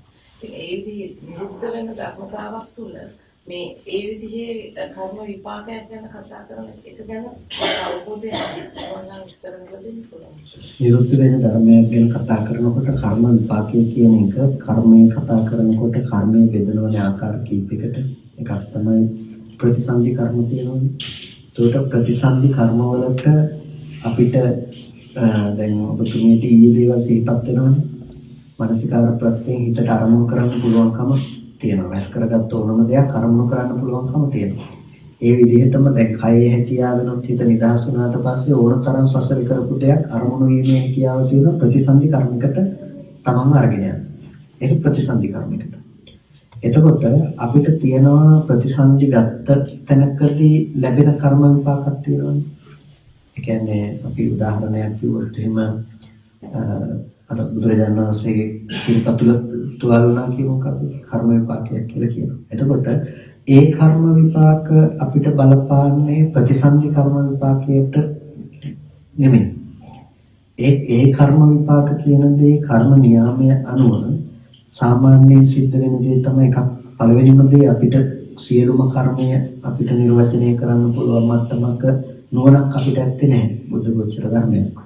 ඊට පස්සේ අනිත් දේ තමයි කර්මය හිතට ප්‍රත්‍ය වෙන්නේ නැතුව කර්ම ප්‍රත්‍ය චිත්ත ප්‍රත්‍යට ප්‍රත්‍ය නොවේ කර්ම ප්‍රත්‍ය ඍතු ප්‍රත්‍යයට ප්‍රත්‍ය වෙලා කියන්නේ කර්මය ඍතුවට හේතු ප්‍රත්‍යයෙන් ප්‍රත්‍ය වෙනවා. ඊට පස්සේ අදාළ ඍතු වෙනස් වීම තුළ එහි විපාක ලැබෙනවා. දැන් ප්‍රතිසන්දිය තුලදී ප්‍රතිසන්දිය ගෙනල්ලා දෙනවා අපිට වාහනයකට හැපිලා මැරෙන්න තියෙනවා නම් අපි වාහන නැති රටක ප්‍රතිසන්දිය පිළිටන්නේ නැහැ අපිට. ඒ නැති රටකම තමයි ප්‍රතිසන්දිය පිණිස දැසගන්නේ. ඒකට ප්‍රතිසන්දිය පිණිස හටගත්තට පස්සේ එක තැනකින් කර්මය කියන එක තීරණය කරනවා අපේ ආයුෂය කර්මය කොච්චර දුරට ගෙනියනවද කියන එක. කයේ හැකියාව අවුරුදු 100ක් තියෙන්න පුළුවන්. කය විකල්පකට ඇති ආයුෂය කියන එක. හැබැයි ප්‍රතිසන්දි කර්මය තීරණය කරලා තියෙනවා මේක 50න් නතර කරනවා කියලා. එතකොට 50න් නතර කරනවා කියන එක ප්‍රතිසන්දි කර්මය මගින් තීරණය කරලා තියෙනවා නම් ඒක ආයෙ නතර කරන්න පුළුවන් දෙයක් ඇත්තේ නැහැ. ඒ ප්‍රතිසන්දි කර්මය ගත්ත දේ තියෙන එක කොයි ඍතුවකට හේතු ප්‍රත්‍යයෙන් ප්‍රත්‍ය වෙලා ඊට පස්සේ කෙලින්ම අපිට හැපෙන්න පුළුවන්කම තියෙන වාහනයකට හරි ඕනම දෙයකට ඊට පස්සේ. ඒ නිසා අර එළුවෙක් මරණයෙන් නිදහස් වුණාට පස්සේ බමුණා මරන්න නැහැ කර්ම විපාක ගැන පැහැදිලි කරලා දුන්නා. එළුවගේ අන්තිම ජීවිතේ මැරෙන්න තියෙනවා. ඒ වෙලාවේ අකුණක් ගහලා අසල තිබුණු ගලකට ඒ ගලෙන් ගල් පතුරක් ගැලවිලා ඇවිල්ලා අර එළුවගේ දෙන්න කැපිලා එළුව මරණයටපත් වෙනවා. ඒකට දැන් කර්ම විපාකයේ කියන එක එයාට කොහෙන් හරි ඒ දේ විපාක ලැබුණා දැන්. මේ පැත්තෙන් වෙන්නේ නැත්නම් තව පැත්තකින් එනවා. ඒකට දැන් අකුණ ගහන්න හේතුනේ කොහොමද කර්මය කියලා අපිට කෙනෙකුට ප්‍රශ්න කරන්න පුළුවන්. හැබැයි ඒක මේ හිතත් එක්ක අපි ගන්න හේතුඵල න්‍යාය පැත්තෙන් නෙමෙයි ඒක ප්‍රත්‍ය උනේ. දැන් ප්‍රත්‍ය ධර්මතා අනුව කර්ම ප්‍රත්‍ය ඍතු ප්‍රත්‍යයට හේතු ප්‍රත්‍යයෙන් ප්‍රත්‍ය උනේ. එහෙම තමයි ඒකේ ප්‍රතිවිපාකයක් ලැබෙන්නේ. හැබැයි ඊට සුදුසු වෙන්න කැපිලා මැරෙන්න පුළුවන් ආත්ම භාව ප්‍රතිලාභයක් අපිට ලැබෙනවා. එතකොට අපේ පැත්තෙන් අපිට කතා කරන්න පුළුවන් මේ ප්‍රතිසන්දි විපාකයේ ගෙනල්ලා දුන්නා මේ කර්මයෙන් කියන්නේ. ඒකට ප්‍රතිසන්දි විපාකයේ ගෙනල්ලා දුන්නේ කිම්ම කරලා තිනවා අපිට ඒ පැත්තෙන් ඍතුවට උපකාර කරලා ඍතුව වෙනස් කරලා අපිට බලපාලා තියෙන කර්මය අපි විනාශ වෙලා යන්න පුළුවන් විදිහට. ඒ විදිහට කර්ම විපාක කියන දේවල් අපිට එන්න පුළුවන්කම තියෙනවා විදිහට ආකාරවල. එතකොට කර්ම විශේෂක පැත්තකින් අචීත විශේෂයක් නිසා අපිට ඒකාන්ත ලෙස මෙහෙමයි කියන්න බෑ. ඒක බුදුරජාණන් වහන්සේ පෙන්වන්නේ අචීත විශේෂයක් හැටියට. එතකොට සාමාන්‍ය මට්ටමින් අපි කතා කළොත් අපිට කතා කරන්න පුළුවන් අපිට ගෝචර වෙන දේ තමයි එක පැත්තකින් ප්‍රතිසන්දි කර්ම විදිහට අපිට එන්න පුළුවන්කම තියෙනවා. අනිත් විදිහට ඒ කියන්නේ ප්‍රතිසන්දිය ලැබලා දෙන්න පුළුවන් කර්මයක් විදිහට බවට පත් කරගන්න පුළුවන්. අනිත් දේ තමයි ඍතු ප්‍රත්‍යයට හේතු ප්‍රත්‍යයෙන් ප්‍රත්‍ය වෙලා අපිට විපාක දෙන්න පුළුවන්කම තියෙනවා.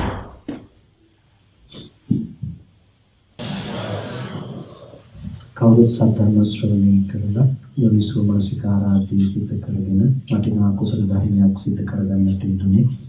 මේ සිද්ධ කරගත් සියලුම කුසල ධර්මයන් මේ අවස්ථාවේදී අනුමෝදන් කළ යුතුයට අනුමෝදන් කරන පළමුවෙන් අපි හැමදෙනාටම අර්ථයෙන් ධර්මයෙන් අනුශාසනා කළ අපේ ධර්මාචාර්ය අවසරයි මාංකඩවල සුදස්සන ස්වාමීන් වහන්සේට මා කරුණානන්දරත්න ස්වාමීන් වහන්සේට අවසරයි ස්වාමීන් වහන්සේ වෙනමතුම අමාමා නිවනින් සැනසීම පිණිස මේ කුසලයන් හේතු පාරමිතාවක් වේවා කියලා ප්‍රාර්ථනා කරනවා. ඒ වගේම මේ සීලෝ කුසල ශක්තිය ඉෂ්ඨකාරක සීලෝ මේ ස්ථාන අධිපති දේවදන් සමූහය අනුමෝදන් වේවා. දෙවියන්ටත් මේ පින් උතුම් නිවනින් සැනසීම පිණිසම හේතු පාරමිතාවක් වේවා කියලා සාදු කියලා. ඒ වගේම මේ පින්වත් සියලු දෙනා නමින් මේ පරිලෝකීය ඥාතීන් සිහිපත් කරගන්න ඒ සියලුම ඥාතීන්ට මේ පින් අමා මහ නිවනින් සැනසීම පිණිසම හේතු පාරමිතාවක් වේවා කියලා සාදු.